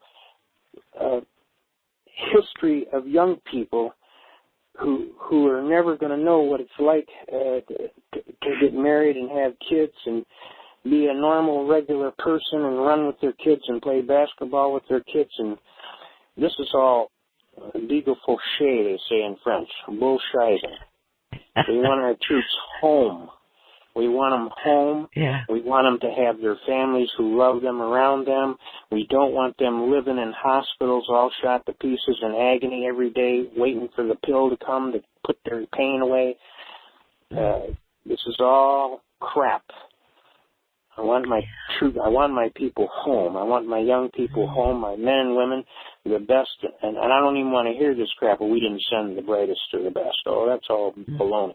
We sent the very best to Vietnam, I'm telling you. I know I was there 3 years in a row. So this is all. And then when they come home, they want to throw garbage and crap and eggs on you and call you a baby killer. There was a hell of a fight at San Francisco Airport, all because of that, because these troops did their duty, they served their country. When the Congress said go, we went. We did our duty, come home, you're going to do this to us? Hey, we're going to whip your ass. I had to go to a whole bunch of anger management classes by when I got back to the base, because I took them kids out of the bathroom, and they were ripping their uniforms off, throwing them in the trash. I said, what the hell is going on here? They said, Sarge, these people are nuts, man. They're going to kill us. We ain't even going to get out of the airport. I said, they ain't killing shit. You get them damn uniforms back on. Now, look, boys, Mom's at home right now cooking turkey dinner since 5 o'clock this morning. She's waiting for her sonny boy to come through that door with that magnificent uniform on so he can bust all the buttons off her blouse. She's been going down to the church every week, giving the good father $5 to put the candle under the Blessed Mother to make sure you come home in the all together. And you're coming home in the all together with that magnificent uniform on, and nobody's getting in your way. You got me? Sir, yes, sir. I says, on top of that, you're going to want to take your best girl to dinner. What are you going to take her to dinner with if you ain't got no money because you paid double fare to go home in your civvies when you could fly at half fare in your uniform? Is that dumber than a rock or what? And then you're going to what? Borrow $5 off of Mom tomorrow, put gas in your car, and go look for a job? What are you kidding me? This is dumber than dirt. Now get that uniform back on and make it look real pretty. They got it in line. I said, now give me a line of twos here. I says, now you got a buddy to your left and a buddy to your right. Got that? We break off in teams of 2, 4, 6, and 8. Got that? Whatever it takes, we take care of business. Anybody spits on you, throws anything at you, calls you baby killer, any of that other crap, we break off and whip their absolute hippie ass. Is that clear? Sir, yes, sir. Fine. Let's do it, boys. And out the door we went. And I'll tell you what, them little plastic chairs, them little cans with the white sand in it were flying everywhere, and there was hippies flying every which way but loose. And then I'd lean back and go, road guard, we cover. And they'd get back in line, and we'd head toward baggage claim, and the two cops standing there. One says, now there's something you don't see every day, Clarence. And he goes, I didn't see nothing, Michael. Did you see something? He says, them hippies shouldn't have messed with them soldier boys, huh? Them boys were mean, especially that big one in the black beret. He looked damn mean. He hit that guy so hard he come right out of his shoes and just backflip in the air. And then I get down there to the baggage claim, and these guys are all laughing and joking. This one young black gentleman says to me, Sergeant, I'd follow you through hell with my drawers soaked in gasoline. You're my kind of sergeant. And I'm going home in my uniform, and heaven help the SOB that gets in my face. I ain't buying none of them apples off of that cart. I says, good boy. I says, you people don't have nothing to be ashamed of. You did your duty. When they called, you were there. Got it? You got nothing to be ashamed of. Now, you keep that head high, and you just, until you die, and don't take no crap off of these hippie assholes, because I'm telling you right now, we're not putting up with this stuff. We're going home to Mom, and Mama's going to get a big smile on her face when we come through that door, and she's going to bust every button off of that blouse, and she's going to have her turkey dinner and her family home and they all together. And hope to God that you can keep that going and get you a job and be a regular good citizen. I don't want to hear any of this stuff, you know, feeling sorry for yourself, you know, doing stupid stuff and blowing what an your head inspiration. off. You must have been such a wonderful mentor to those around you when you were in the service in Vietnam. Everybody knew. My gosh. Everybody knew that sergeant meant what he said and said what he did. He told you don't smoke dope, he meant. He caught you with dope, he'd whip your ass. Not that there's totally everything is wrong, but I'm not going to be writing your mama a letter telling her you were biddly-bopping down the trail and you stepped on a booby trap and got all your vitals blown totally away because you were out here smoking dope instead of paying attention and concentrating and making sure you were stepping where you were supposed to be stepping. The hardest thing for me was writing those letters to their mom and apologizing. I should have been a better sergeant. I'm sorry. I don't know what to tell you. I'm sure there's no way I can make this right. And you haven't lived till you have escorted a body home to a mom. You just have not lived. And that woman has got tears in her eyes, and you can't turn that water off. I don't care, you know, and I don't care if you got the chaplain there and all this stuff, and it's like, what am I going to tell this poor woman? She raised this poor child 19 years, god-awful blood, sweat, and tears, and now she's getting him home in a box, you know what I'm saying? And you're the guy that has to deliver to the door and sit there and look at the trauma, and absolutely, it'll gut-wrenching. I'll never forget it, ever. That was the last time I did that. Boy, I'll tell you what. I even tear up now thinking about it. So the bottom line is, we got to do a better job. We got to do a better job. I want my boys home. Mr. Obama, you gave your word of honor on Coast to Coast Television. I got a copy of the exact video that says the first thing you're going to do in office is you are going to bring home the boys. Bring home all the troops, the boys and girls, all that are in harm's way, and we're going to quit doing this world policeman crap. I don't care who gets the rights to drill the oil in that desert. We got enough oil here to last us forever. If you just uncap some of them wells over there at Prudhoe Bay, we could bring the price of gas down to below 50 cents a gallon. Now, come on, let's get real. The American people are the smartest people in the world. We're not stupid. We will figure everything out eventually. We always do. Now, come on. Let's get real here.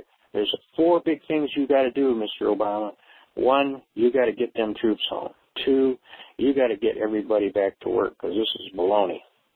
This farming all of our work out to every other country in the world but us is dumber than a rock. And we got to send a message to business, if that's what you're going to do, go live in China. You want to put everything over in China, go for it. But you're not going to live here. You see. We give you a good, comfortable life here, and then you go and trash it. and then you turn around and put us in behind the 8 ball, so you can get richer and dumber than a rock. You know, it's called charity begins at home, folks. You need to understand. We need our people back to work. The third thing we need these foreclosures and these bankers to understand they're going to keep running this the way they're doing. You better start planning on moving someplace because you ain't going to do it here. So you get it right and you get it right the first time. We want all these foreclosures fixed. We want the people to stay in their house. We want to redo the mortgages. Your best chance, I'm telling you as a friend, your best chance is to sit down with each and every one of these people that are being foreclosed on and make a deal with them, extend their note another 10 years, wrap the thing around the back end of the note, and let them have a chance to make a reasonable payment and stay in their house. Now, that's your best absolute option. You do anything else, you're dumber than a rock. You hold on to the property, you're going to hold on to it better in 3+ years. People are going to rip the pipes out, the wiring, everything. Nobody's going to take care of that property. Where right now you got a body that's living there that's going to take care of it.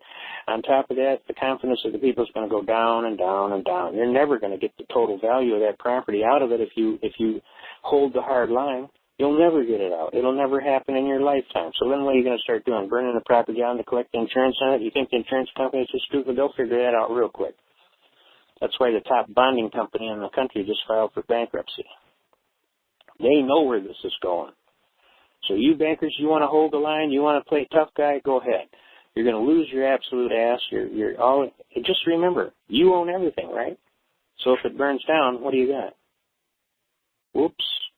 Probably don't want to go there, huh? So I'm telling you bankers out there, think big. And then start realizing you're going to have to do the right thing if you want to survive, especially if you want to come back to the government and ask for another bailout. Because right now, you wouldn't get pissed on if you were on fire. So you need to understand that. If you read the Bible, you see the part where the king forgave the one servant all his debts, right? Just so that servant could go down the block and go get his servant and castigate him for his debt. Well, then all of a sudden the king found out what happened. So he calls his same servant before him again and says, wait a minute, pal. What we have here is a failure to communicate. Now, I helped you out, and look where you go down the road, and then you're going to cut this guy's whatever off the last pound of flesh closest to his heart to cover his debt. Now, we have a serious problem here. And these bankers are in that exact same identical parable. And we reached into our pocket to bail those guys out. What, so they could come and foreclose on us twice as fast? Are we dumber than a rock or what? That just is not smart now, is it? That isn't good math. That's the GARP school of math you graduated from. So you guys need to get serious here and realize, let's start helping these people out, keep their homes, keep them in their house. Let's put some jobs back here. Let's get the money flowing again. Quit playing tight-fisted dollar, trying to drive us into the absolute third world nation status. We're way ahead of you. And you'd better understand that. And if you want a safe place to live here in the U.S. of A., the good old U.S. of A., you'd better start realizing what you are. You're either with us or you're against us. We would kind of like you to be with us and use your talents to help bring us back to the golden age. We're hoping you're going to be smart enough to figure that out. And right now, it looks like you're going to double down. The word I'm getting from the courts and the banks is they're doubling down. They're going to try and push this to the max. They think they're only going to be a 2-year delay and they'll be right back online. Foolish children. Can't you see that 100-foot high water offshore? It's coming at 100 miles an hour. It's 100 miles wide. It's just like that tsunami in Japan. It's going to hit that shore and pick buses up and wrap them around buildings. Now, that's about what's to happen. You're just not smart enough to figure out that you're already insolvent. You just can't figure it out. Believe me, if you look at the real numbers, you're already insolvent because the money is going to all of a sudden come to a screeching halt, and you ain't going to be able to pay your bills, and then it's going to be foreclosure time for you, and then it should be interesting to see who eats who. And what I've been seeing is you people eat your own kin. You eat your own children. They do. Now, you need to understand something here. Let's let your heart go to church Sunday. Reach out and touch some intelligence with God, and let's put this back together like serious Americans for the best interest of all people. That's all people in the world. Because if America goes down the sewer, the world goes down the sewer. What do you want to take do you want to take another question? Sure, let's do it. I'm ready. I'm highly motivated and highly trained. If I just not bleed, I'll be real happy. You're on a roll tonight, honey. I am. Okay, Richard. I am ready, Freddie. This is America, land of the free, home of the brave. And let me tell you something. America fields the finest fighting soldiers, Marines, airmen, Coast Guardsmen. You name it. We're the best there is. We got the best nurses, too. They can keep us alive when we're all shot to pieces. You know what I'm saying? Yes, Americans are a resilient bunch. They're the best by frankly test. Now, you wake up and smell the coffee here and decide. I love to go to court and have the guy say, well, what group do you represent? And I tell them, well, I'm with the Americans. Maybe you heard of us. We never quit and we always win. Just ask Johnny Wayne or Jimmy Stewart or Clark Gable or any of them guys. You talk against America, you're walking on the fighting side of me. That's right. Let's fix it, people. We want to fix it in favor of us and our grandkids. Right. Yesterday would be too soon. Okay, Richard NC, did you have a question for the Constitution Man? Yeah, I have a question. I have a real quick initial comment, though. I wanted to tell Constitution Man that I agree with him completely. I've worked in VAs for a long, long time, and I've worked with veterans in therapy both and also in a pain clinic in a VA with veterans from World War I through Gulf War, and even the Suez Canal. I had a person from that conflict that we were involved in, I think in 58. And I agree with everything you said about our soldiers. They're the best. Yeah. Frankly, test. And they come home and all they want to be treated is fairly and decently. And when they come home, they're treated like garbage. They put a number on their DD-214 that says, ex-airborne ranger trained to kill an extremely dangerous man when provoked. Now, how's he going to get a job with that on his DD-214? And they don't spell it out. They just put the number on there. That's called a spin number. And it's right on the middle of your DD-214. And little did I know. And I'm going and handing these DD-214s out like candy to get a job. And I'm wondering, how come I can't get a job? There have been a lot of injustices to our veterans. Then you go to school trying to fix it. I'm working days, 10 hours a day, and I'm going to school at night carrying 7, 8 classes, pulling 5 A's and 2 and 3 B's. And these assholes come to me and tell me, well, we got to kick you out of school at the end of the week, sir. You haven't paid your tuition. I said, excuse me, sir, I'm a veteran. I'm on the vet. The VA pays my tuition, got it? Oh, no, you got to pay it first and then they pay you back. No, that ain't the way it was explained to me, buddy. Well, we got to have the money at the end of the week. I said, I'll tell you what, you call up them VA guys, you tell them to cut you a check. And you tell them they don't even want to piss this soldier off. You tell them, go look at my records. And you're going to understand right off, you do not want to piss me off by frauding me. I busted my ass in engineering school. I'm not taking basket weaving here. I'm taking serious engineering. And I'm pulling 5 A's and 2 B's and working a 10-hour shift in a Chevy facility in the daytime. And I'm here to tell you, if I get kicked out of school after busting my ass like this, you better have your Blue Cross card on you handy because you're going to get a chance to test the theory to the maximum limits. Well, I'll just call the cops. It'd be too late for you. Now fix it. They had a check down there, and I stayed in school, and I got my degree. Play games with me, you got the wrong dude. I'll tap dance on your tonsils till your bowels move. Now, don't play games with me. I served my country faithfully, loyally, true blue, 3 combat tours in a row. You got any kind of idea of the mental toughness to do 3 in a row? 1 was more than enough to test most people's sanity. I did 3 in a row. So I don't want you to understand I'm not a violent person by nature, only by misfortune. But if you ruin my standing here, I'm going to be highly pissed. And you're definitely going to see one hell of a mad dude because I'm pulling 5 A's and 2 B's. I'm busting my chops, and I'm not taking basket weaving 101. I'm taking engineering, physics, calculus, all the hard stuff, you know. So do me a favor. You treat me like a man. I went and did my duty. I'm a veteran. I'm entitled to my veterans' rights, and you just damn well better honor that. And I've been in these veterans' hospitals. I've seen how they treat these veterans. I'm here to tell you, this stupid nurse at 4 o'clock in the morning grabs me like he was going to slit my throat.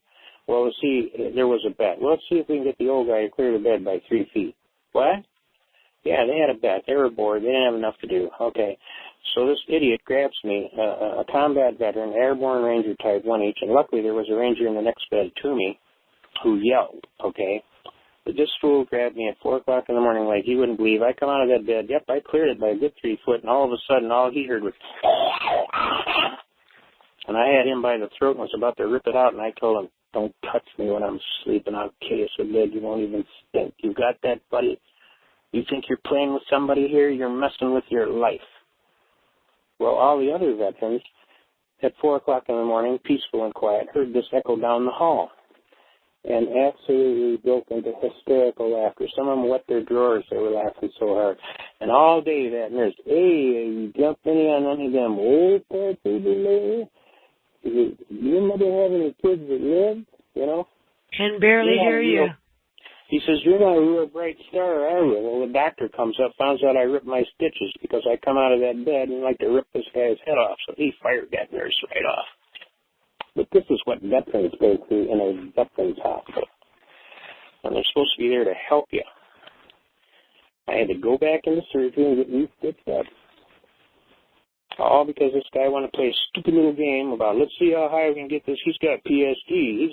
He's stressed, man.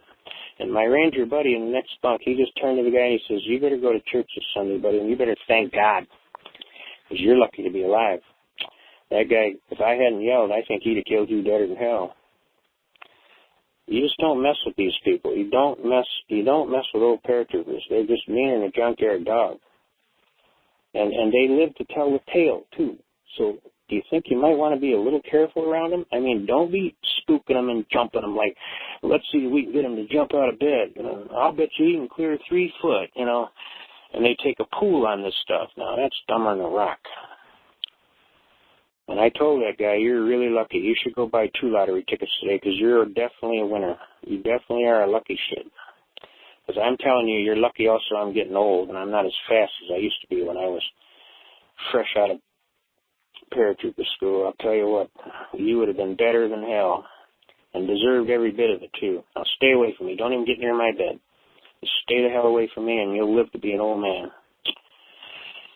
Imagine the intelligence to do something stupid like that. I mean, just, you know, not enough to do. Boring.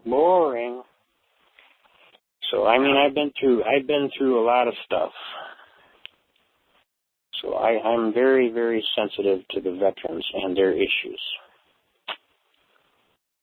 And I guarantee you that nurse won't be grabbing no paratroopers from the Rangers again real soon.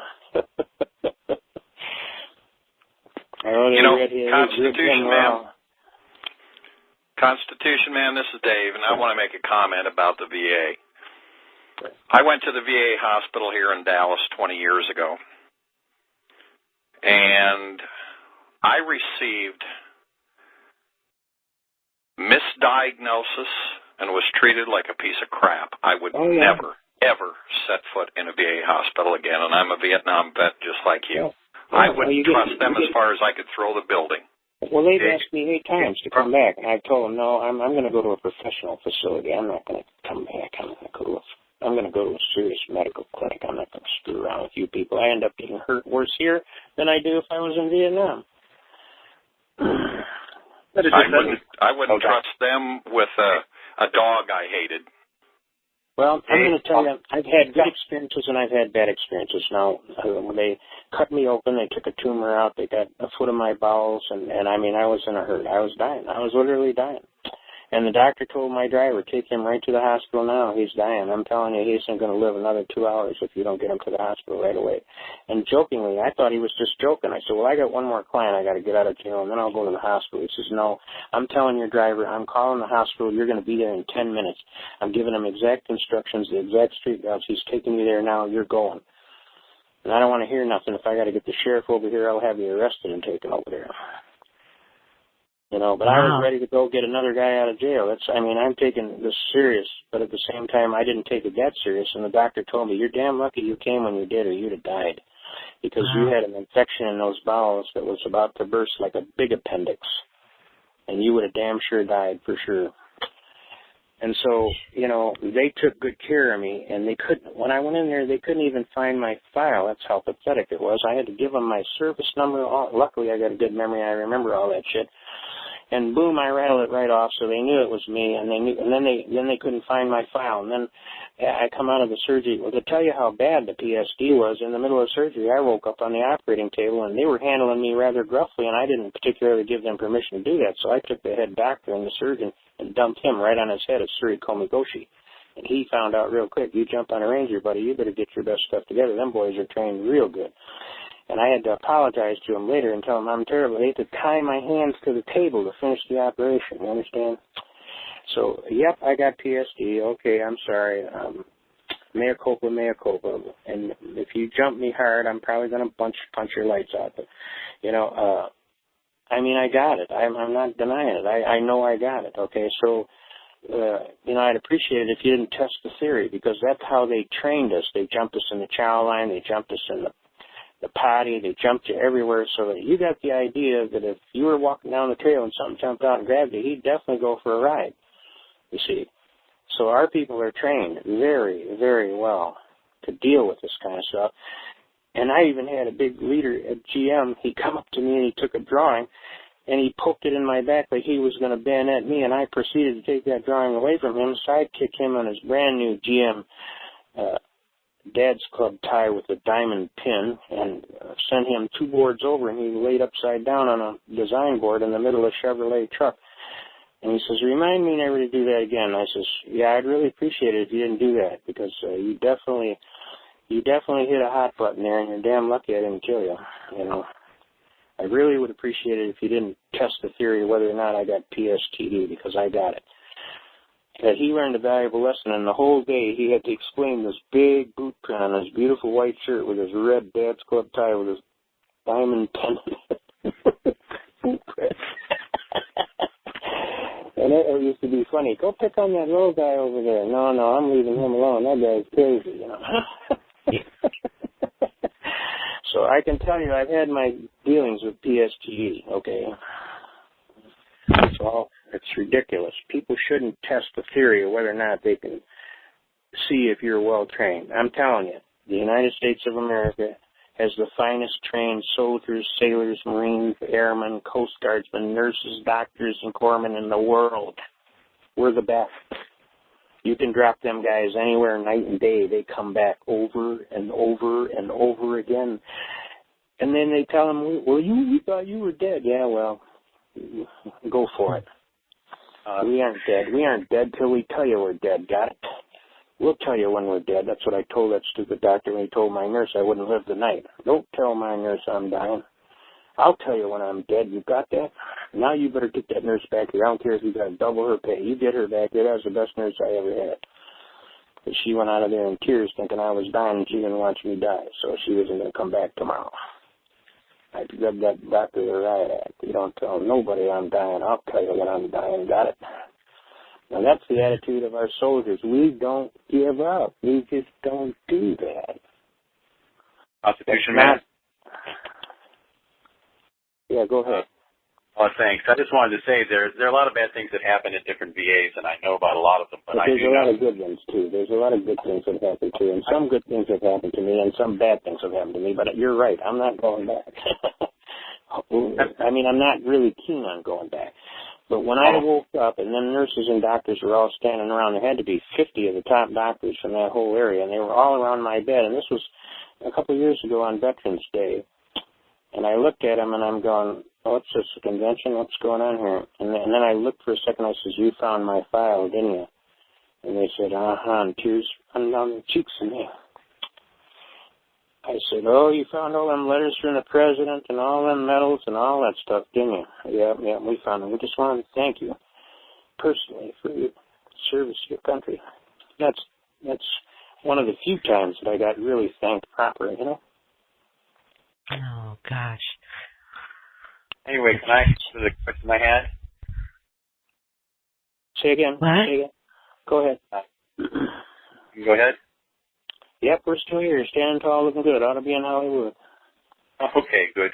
It's kind of a weird story, but I'm selling some property in another county, and I got a notice of lien in my county, but there's no lien against the property I'm selling, and no real lien anywhere, of course.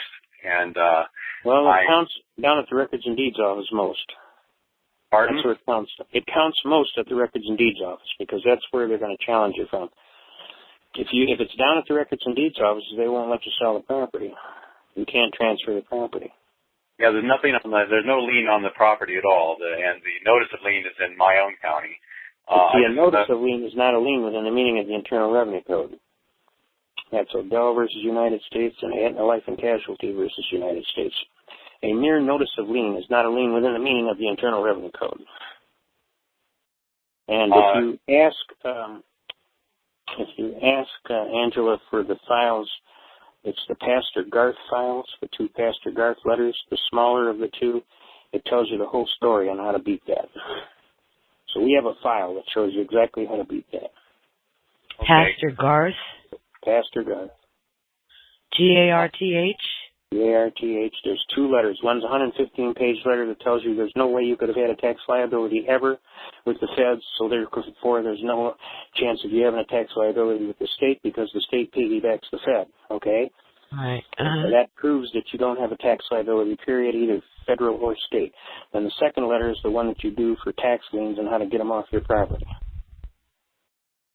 And the second part of the question would be also that if I'm going back and trying to kind of transcribe everything you've said about liens and last 3 or 4 talk shows where you've talked about that, would that pretty much cover a lot of the other issues, the strategy and so forth? Yes. Okay. And it allows you a remedy, too, because they have to honor it. And basically what they've got is a fraud going there, and that clerk has got her job on the line and her bond if she doesn't fix this. Because technically that notice of lien is not a lien within the meaning of the Internal Revenue Code, and that's the law. And on top of that, they're interposing it as it is a lien, because if you look at the real lien, the form number on the left-hand corner, upper left-hand corner is 668 small b. Okay? And the document they got in there on their file is form 668, capital W, capital W, small c, or it'll be capital Y, small c, okay, which is a mere notice of intent to lien. See, before you lien somebody, you have to give them a notice of intent to lien and give them a chance to fix it. And then if you give them 10 or 15 days or whatever, or 21 days to answer, and then they don't answer, then you have the right to lien. But if you don't do the notice first, you have denied them due process, so they can actually come back and sue you. So what they did is they took the notice of intent to lien, and they sent it down to the county seats, and the county seats took upon themselves to realize, well, he's got an IRS lien. No, he doesn't. The IRS lien comes on a form 668 small b. And I sent you a copy of that too, Angela. But if you get Angela your email for me, and she can email it to me, I will turn around and email you these files that you need to beat the hell out of them on this, okay? I appreciate that. Can I go back to the original discussion and make a quick comment? Go ahead. In all the teams that I ever worked with at the VAs, I don't work at the VA anymore, but all the times that I worked with people that I worked with, we really tried to do the best and most professional job that we possibly could. I think most of the people do. I really do. And they did for me. Just a couple of few freaky things with some people that are just stupid, and I think you can find stupid people everywhere. It's just that when you walk in there and you have this feeling, I might not come out of here alive because some clown is playing stupid shit games, and I end up bleeding to death because I ripped my stitches because he wanted to have an entertainment program tonight. You know what I'm saying? You just got to wonder where their professional standards are. Like, are they in the shitter or what? Come on. I mean, you would never see anybody pull a stunt like that in a regular hospital. It just would not be done. So what would make this guy think he was going to get away with it? And the better. They got loose standards is the problem. And they hire idiots. And some of these idiots cause a lot of grievance to our veterans. That one sure caused me a lot of grievance. I had to go back in and get restitched up. They had to cut me open again and restitch me up again. So I ripped all my stitches. Because I'm up there playing, night century removal games with this fool. And if he lives to be 105, and if he's listening to me tonight, he ought to, go to church this Sunday and say a special prayer because he's real lucky to be in the real world today, because he could have been dead real easy. It would have been a matter of a fraction of a second, and his neck would have been broke. But he just doesn't realize how really lucky he was. But you don't grab on somebody like that at 4 o'clock in the morning in the dark of night. I mean, they're going to kill you, you know. Come on. What are you kidding me? I mean, he grabbed me around like he was taking me out as a night sentry, and I wasn't getting taken out, God knew. He found out real quick he really messed up bad, and he lost his job over the whole thing too. So. But thanks for your service, and thanks for helping tonight. Appreciate it. And I don't mean to rattle on sometimes. I just get wound up on issues, and I just would like President Obama to get real here and realize, hey man, you promised to the world the first day you were in office you were bringing the troops home. What happened, sir? Your word ain't worth spit. And I'm tired of having to send over soldiers to fight for corporation profits. Exactly. And oil. Nothing but baloney. And let's not forget they bring a lot of that powdered stuff home too, you know. They like to keep in the area where the biggest production of that powder is in the world. Have you ever noticed that? Vietnam, Golden Triangle, Afghanistan. You know. So we're not, again, I'm trying to tell them, we're not stupid people. We're really not. We're pretty smart fellows. We did figure it out. Probably be a real good idea if you got real honest, Mr. Obama, if you just really realized that, you know, people will judge you by your words. And if your word ain't worth shizing, guess what? To us, you're not worth shizing. And your chances of getting reelected are somewhere between slim and 0 and none. Because if you don't fix all this stuff real quick, we're voting you out, for sure. And I don't know who we're going to put in, but it's going to be somebody who's going to keep their word. Because we ain't going to have somebody that don't keep their word. Plus, you need to understand, if you want respect around the world, you got to get known for keeping your word. Because if you don't keep your word, nobody respects you. So why should they respect the United States of America when they got some schmuck sitting in the president's office who doesn't keep his word? They don't. They don't respect you, sir. I don't care if the guy in office is white, brown, green, yellow, or red. It doesn't matter the color. What matters is the person has character, that he keeps his word of honor. And when he says stuff, he means it, and he says what he means, and he means what he says, and he gets it done. It isn't just a bunch of bullshitting. We need our troops to come home, sir. We need them to come home. They need to be with their families where they're loved dearly. And they need to get their life together, get their wives and mothers of their children and programming done here, get a good job, get an education, get their life and get a house bought, and, you know, become an active member of their community and their church and their core group of their fellow citizens, okay? And this idea of running around the world, being the world's policeman, and they don't even thank you when you're done, you know what I'm saying? This is dumber than a rock. You know, they should be paying us for being there to protect their ass. But technically, they don't even want us there. We are an intrusion on their 3,000-year-old century lifestyle. They don't want us there. We are interrupting their life. And the bottom line is, we need to understand that we cannot be the world's policeman. We got to let some of these other countries try and take on the task for a while. We've carried the ball for the better part of over 100 years now, and this is absolutely ridiculous. World War I, World War II, you know, Korea, all these, Vietnam, all these wars, Afghanistan, Iraq. This is nuts. And now our guys come home all shot to pieces, and then they want to throw garbage at them, you know. This is absolutely obscene. I actually thought the ones that came home through the hospital program came home better than we did, because at least they got treated like regular, decent American citizens, where we came home, they treated us like we were scum of the earth, you know. So this is bad. This is bad. This is not good. And I'll be honest with you, them hippies learned a valuable lesson there in that San Francisco airport, because they got their ass whooped bad. They damn sure learned. Don't be messing with them paratroopers. Them people are nuts. They will mess you up, buddy. Big time. You walk up to one of them guys, call him a baby goat, spit in his face, and watch how fast your teeth come apart. It won't even be a second. and you'll be feeling your teeth in the back of your throat because they're just going to clean your clock right now. We've been fighting all this time. We're going to come home and all of a sudden forget. We're fighters. That's what we do. Now spit in my face again and watch how fast your teeth come upside down.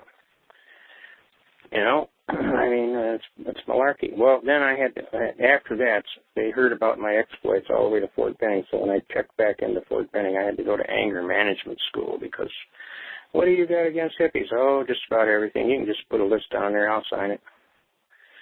You know, they run away from their country. They run away from their duty. They abandon ship, you know, under fire. They basically don't want to do nothing. They basically return little or nothing to society but a pain in the ass.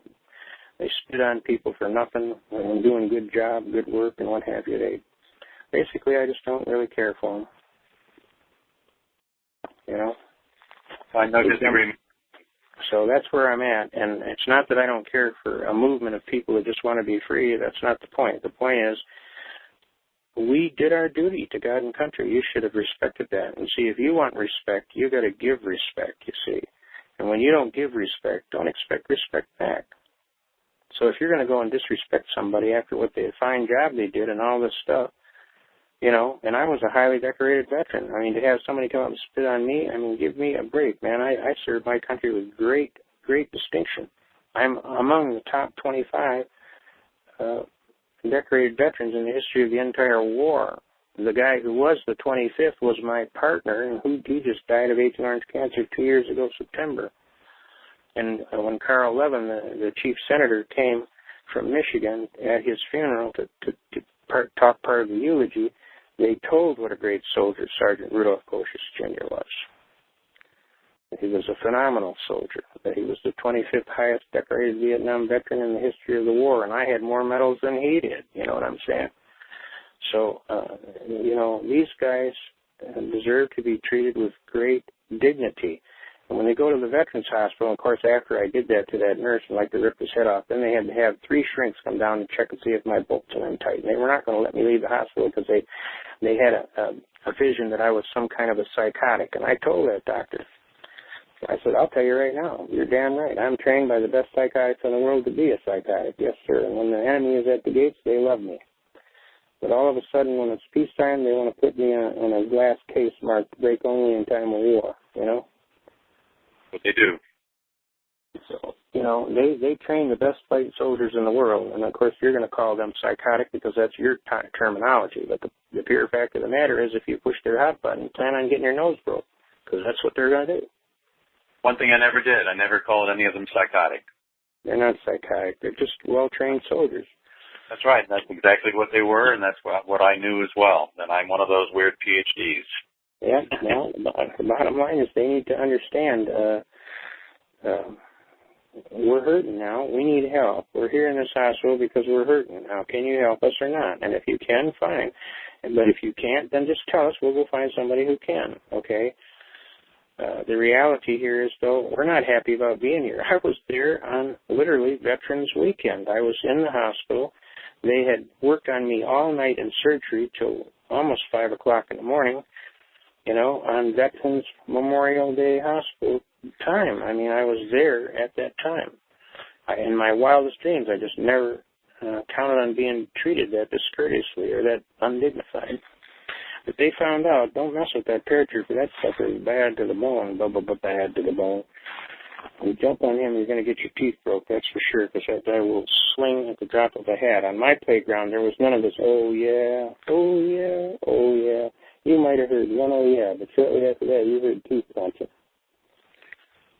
So, and then Vietnam just took me a little bit farther down that road, you know what I'm saying? So if the guy's going to cross the theory of jumping me at 4 o'clock in the morning and trying to choke me down, he's screwed up bad, very bad, very bad. He almost got himself killed.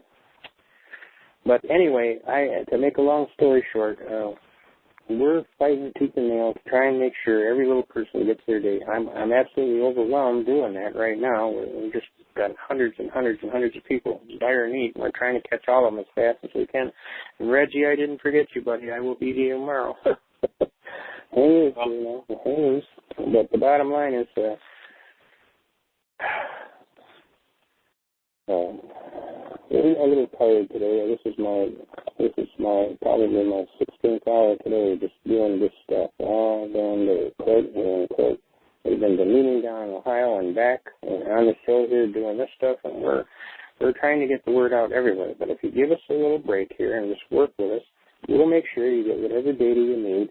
We'll make sure you get the assistance you need. It just takes time. And remember, I put my pants on the same way you guys do, one leg at a time. I am not God. I do not have a magic twanger. And I know sometimes people think that I can just fix stuff just because I say I can. That's not necessarily true. It takes time to look over the case. It takes time to look at the facts. It takes time to come up with the data for the counter. It takes time to get you up to speed on being able to present that data. You understand? And at the same time, we're having emergency after emergency after emergency. It was one day I did 14 foreclosure cases in 2 days, and I was getting guys out of jail till 4 o'clock in the morning. Well, yep, I had to miss a meeting for the Michigan Assembly, even doing it. And I just told them, I said, look, I'm sorry, there's nothing I could have done. We had 14 foreclosure cases that day that we were keeping people from being thrown out of their physical houses, and I was getting guys out of jail till 4 o'clock in the morning, so I missed your meeting. I'm sorry, I fell asleep sitting up in the car. So we'll make it next month, though. We'll make sure we get it next month. But the bottom line is, we're not quitting. We're just going to keep swinging. We're just going to keep coming. So I'm telling you fellows out there that have the ability to fix and change things, I'd really appreciate it if you'd start fixing and changing and putting it back the way the forefathers wanted. And if we all came to that same place at that same time in our minds and just agreed to do it, we'd brighten the corner where we are immediately, because everybody would be helping, and many hands make for light work. So what do you say, boys? You sitting up there in your high towers looking down and thumbing your nose at the rest of us, you need to understand you probably should come down and get your nose to the grindstone down here and let's start fixing this, because this is way out of line. And if you don't fix it, you're going to assume that you're going to get away with it. You're not. You're not going to get away with it. We already got you figured out. So you're not going to pull nothing. You're just going to delay the inevitable.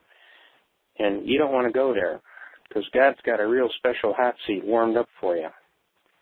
So you probably ought to just get it together, fix it, let's put it back, and try and see if we can't make this happen in our lifetime, let alone our grandchildren's lifetime, so that they don't got to go through all this ridiculous stuff.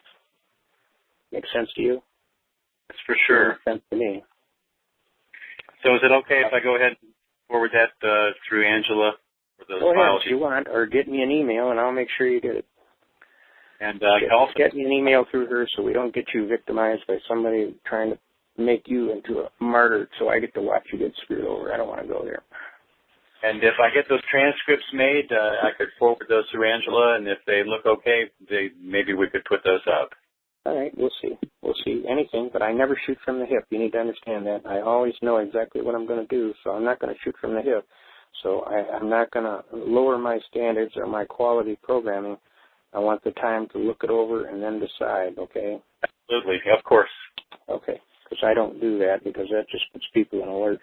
And then down the road, it's my fault. Well, you should have been more thorough. Well, you should have been higher standards. Well, you should have done it right the first time.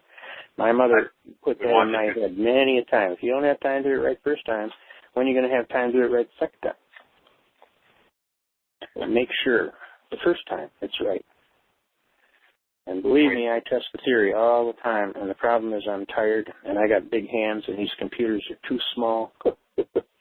And I have all times I got to do things over 3 times sometimes because I'm tired, and my fingers are too small, and I'll hit 2 keys for the same one, and, we want to make sure things look good. And you need to understand these old judges, they can't see. Everybody bitches at me typing big. Well, they don't understand. You look at these judges, their glasses are thicker than Coke bottles. They cannot see. How do I know? Because I got the same problem. Reading law books to all hours of the night has taken its toll on my eyes, too. So I'm trying to be kind to the judge so he can see it. So I type things big so that people can see it. Nobody's going to misconstrue and say, well, the typing was so small I couldn't read it. Most people type at an 8 to a 10 font or 11 font. I type at a 14 to a 16 font. I want them to be able to see the real good stuff in the brief, so I'll type big, and I get chastised for it all the time. they say, well, we think you're yelling at us, Constitution man. No, I'm not yelling. I'm just making sure the judge can read it within thick Coke bottle glasses. Because I know I'm having a hard time reading that little tiny print. I have to carry a magnifying glass in my back pocket just to make sure if I can pull it out and flip it out. And, yeah, okay, that's what it says. Okay, I got it now. So this is a problem. We have a problem. We need to fix it. And I'm open to anybody that's got a good suggestion. I'll try and work with you. But we need to fix it. We definitely need to fix it because this is America, these United States of America, land of the free, home of the brave. All these fine soldiers, sailors, Marines, airmen, Coast Guardsmen, nurses, doctors, corpsmen have paid the maximum price so that we can have these United States of America and have the right to sit here and discuss this intelligently like adults without having to draw a sword on anybody.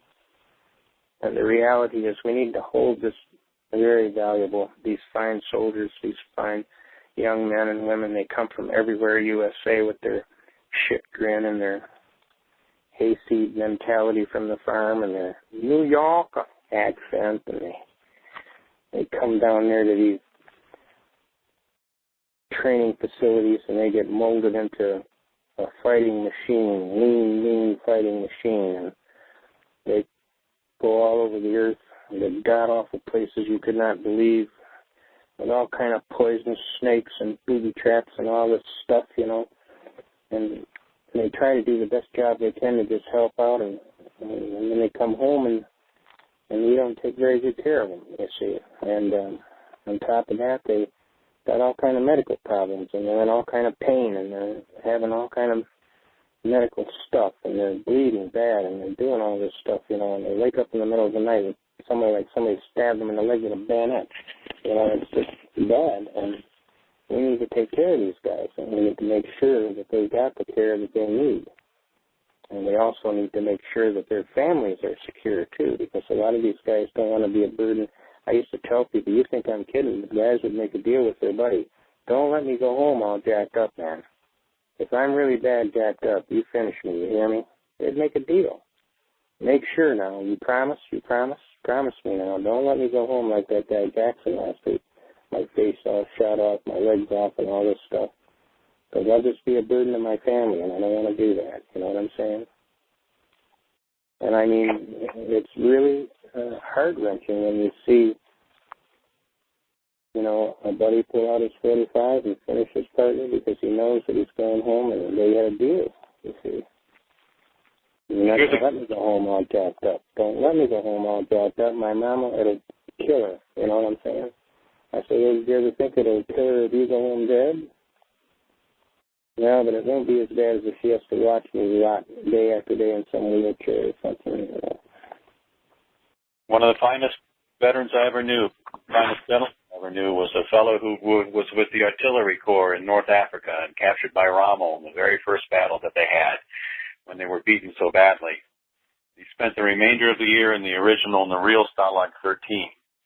Wow. And even to the day that I knew him, if there was a loud noise, he'd still be right on the floor.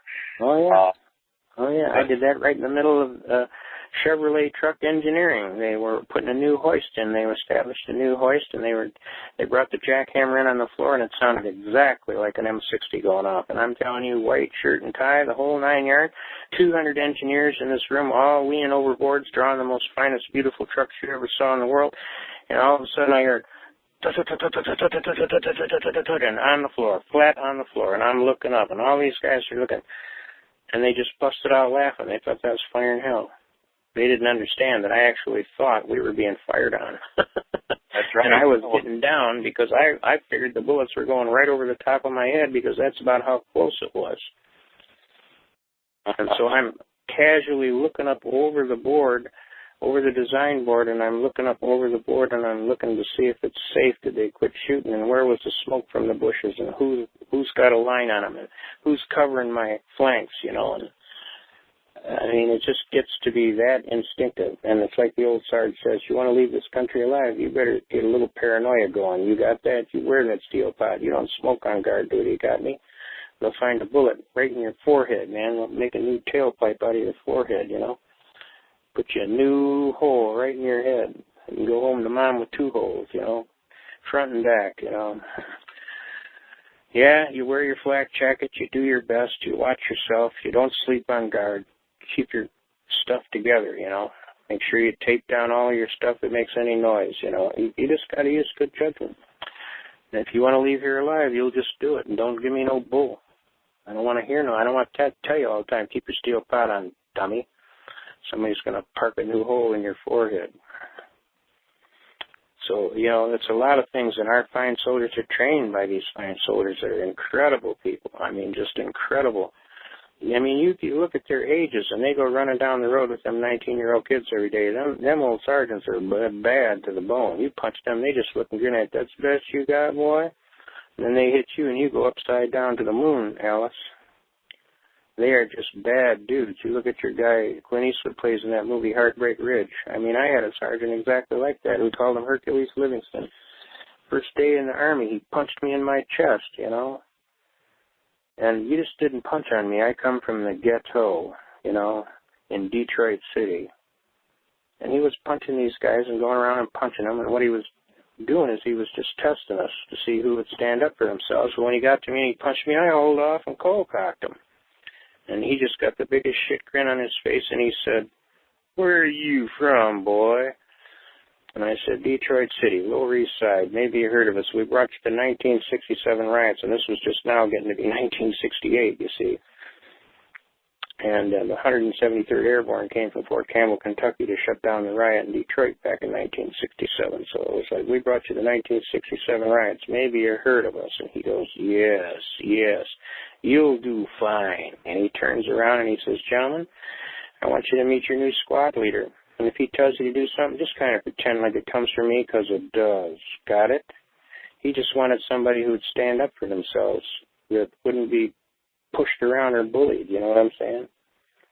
And the way he figured, if he picked a squad leader who was a wimp or a mousy guy, he just wouldn't get shit done. So he went around and he tested the old-fashioned way. He punched us to see if we'd defend ourselves, And he found out. I defend myself. Boy, he got cold-cocked right now, but I didn't even scratch his paint or just piss him off. He just grinned.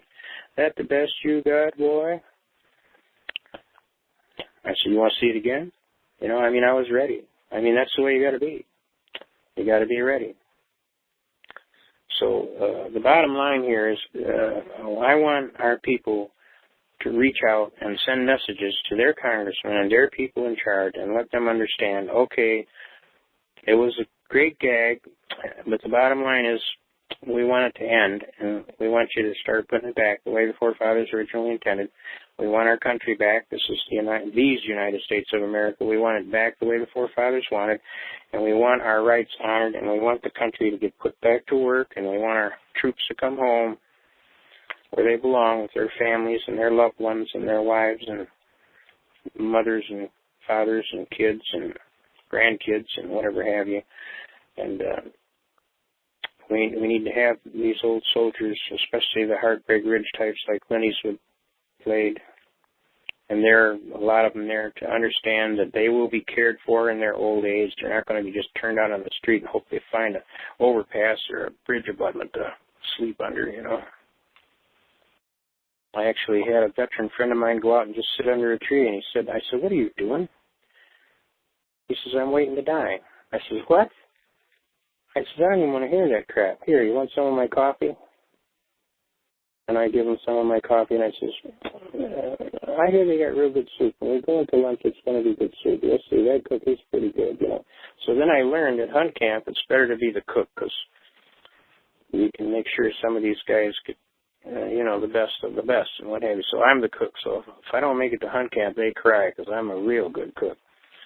And so, sometimes when people get a little low on their food chain or their food, they get their sugars go to nut city, and they start having bipolar problems, you know what I mean? And they just getting them a good meal and settling them down, and they just mellow right out and get back to.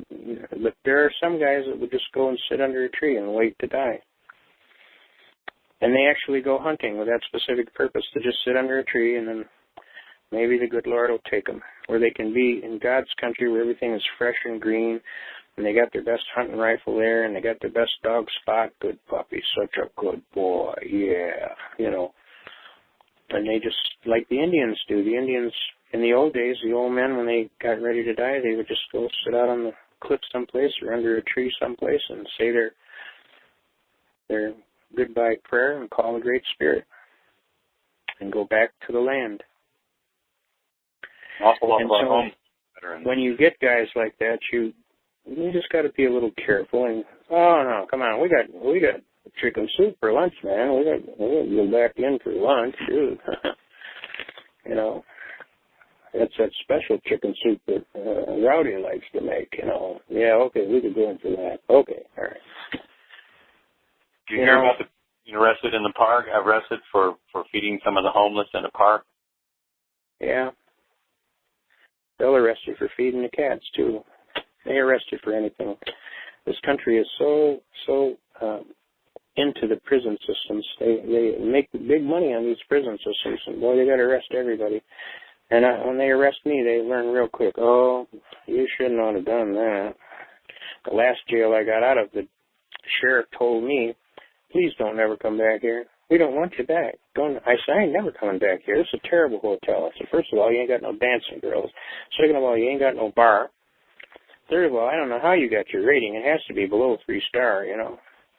And knife and fork, you don't even serve real food here. You got to eat that junk out of the commissary to even eat. I says, and I file a complaint every day. Every day I file a complaint against you guys for some damn thing you violated the prisoner's rights or something. Said, that's what we mean. We don't want you back here, Pops. Don't go back here never.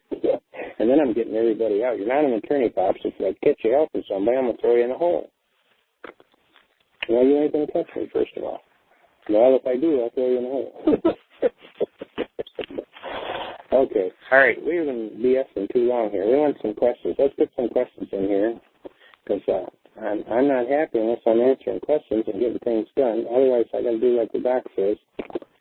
I got to listen to the doc. He says you got to rest a little, you got to work a little, you got to rest a little. So you've been working too hard. Now you rest a little. You want to start resting, I'm going to box your ears. You got it? Or he'll tell me if you get out of bed, you get the magic shot. You get my nurses on his ship, you get the magic shot. You call them guys up from Harvard Law School and talk to Alan Dershowitz and get him wound up, you get the magic shot. You got that? I'm laying in bed, and these guys, we got on the Mark Scott program, which is a big similar program to what you're running here tonight in Detroit, and it reaches millions of people every day. And so we got Alan Dershowitz on, and they started talking about motions and limiting and whether or not that was a denial of due process. Well, I just had to call from my hospital bed and let him know, damn right it's a denial of due process. I have a right to enter my lawful grievances all the way, and my right to present my case in chief. That's Haynes v. Kerner, 404 U.S. 519. A wait commenced to go at it.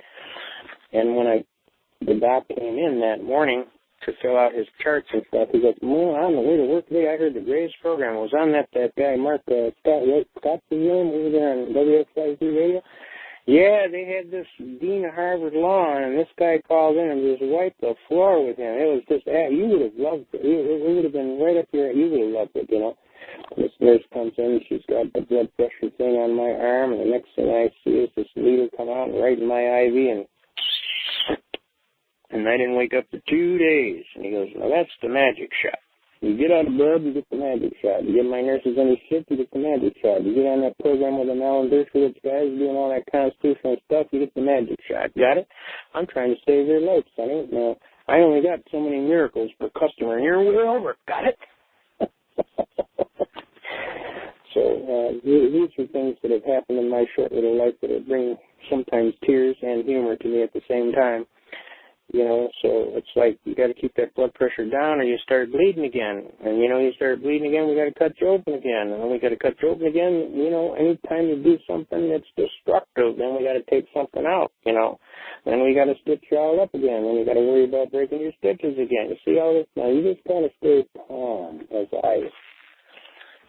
And the nurse just gives me a wink, you know.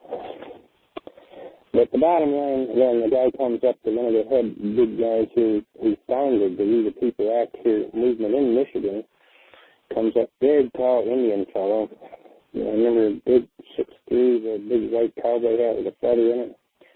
wow, man, that's some nurse you got. She's got to be a gunnery sergeant in the Marine Corps. I said, as a matter of fact, she was a gunnery sergeant in the Marine Corps. Her daddy was a gunnery sergeant at Guadalcanal.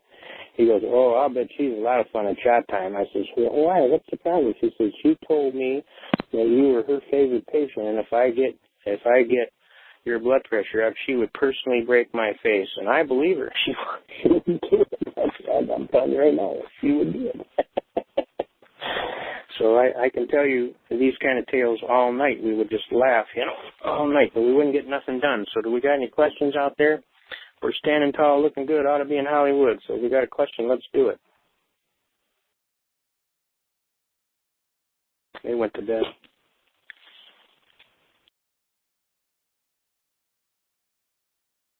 I don't see Angela on the board.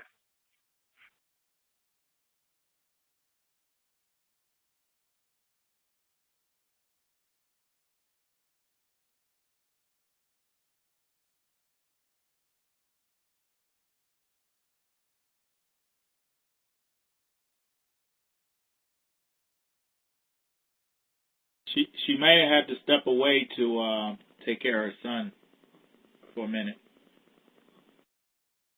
I have a question. Can you file an appeal on the same case twice if they've already determined that they didn't want to hear your appeal, your first appeal?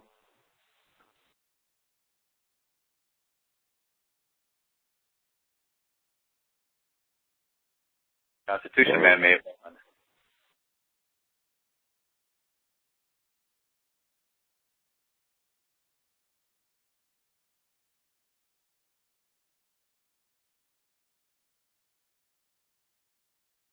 I'm off to bed too.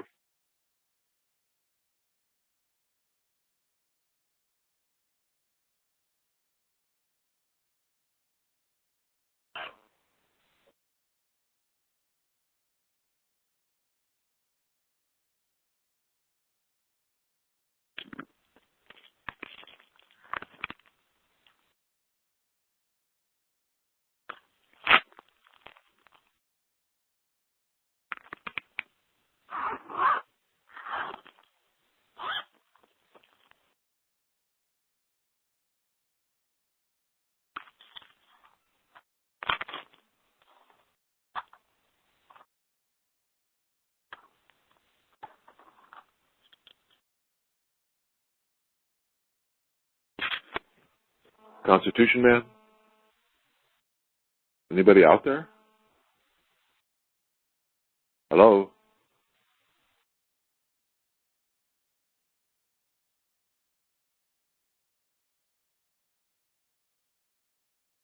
Hello?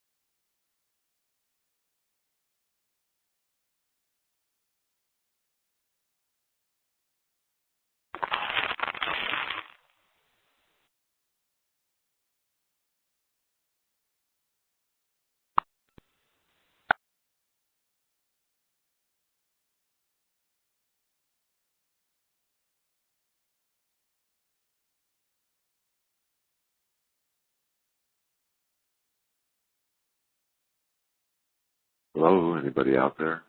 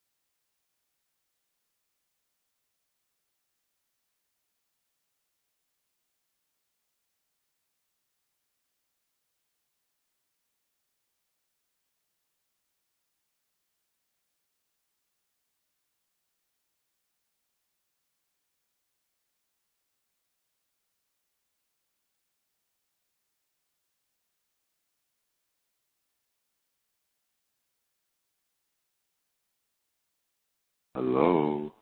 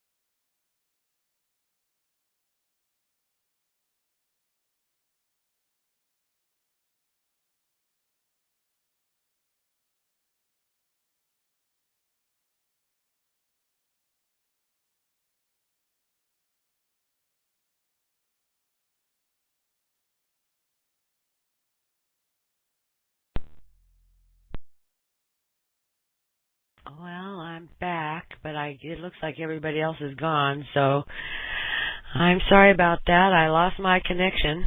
I'm going to go ahead and end the call. Sorry about that, guys. I'm sorry I missed it too. Okay. Well, I'm not going to keep the recording going, right? I mean, why bother? We are muted out, Angela. No, I don't see anyone on the phone except me. Oh, here. Rabbit Hole Central's on the phone still. I don't know. I lost my connection. I'm going to go ahead and end the recording. So, you guys can continue chatting, but I'm going to end the recording. All right. Bye.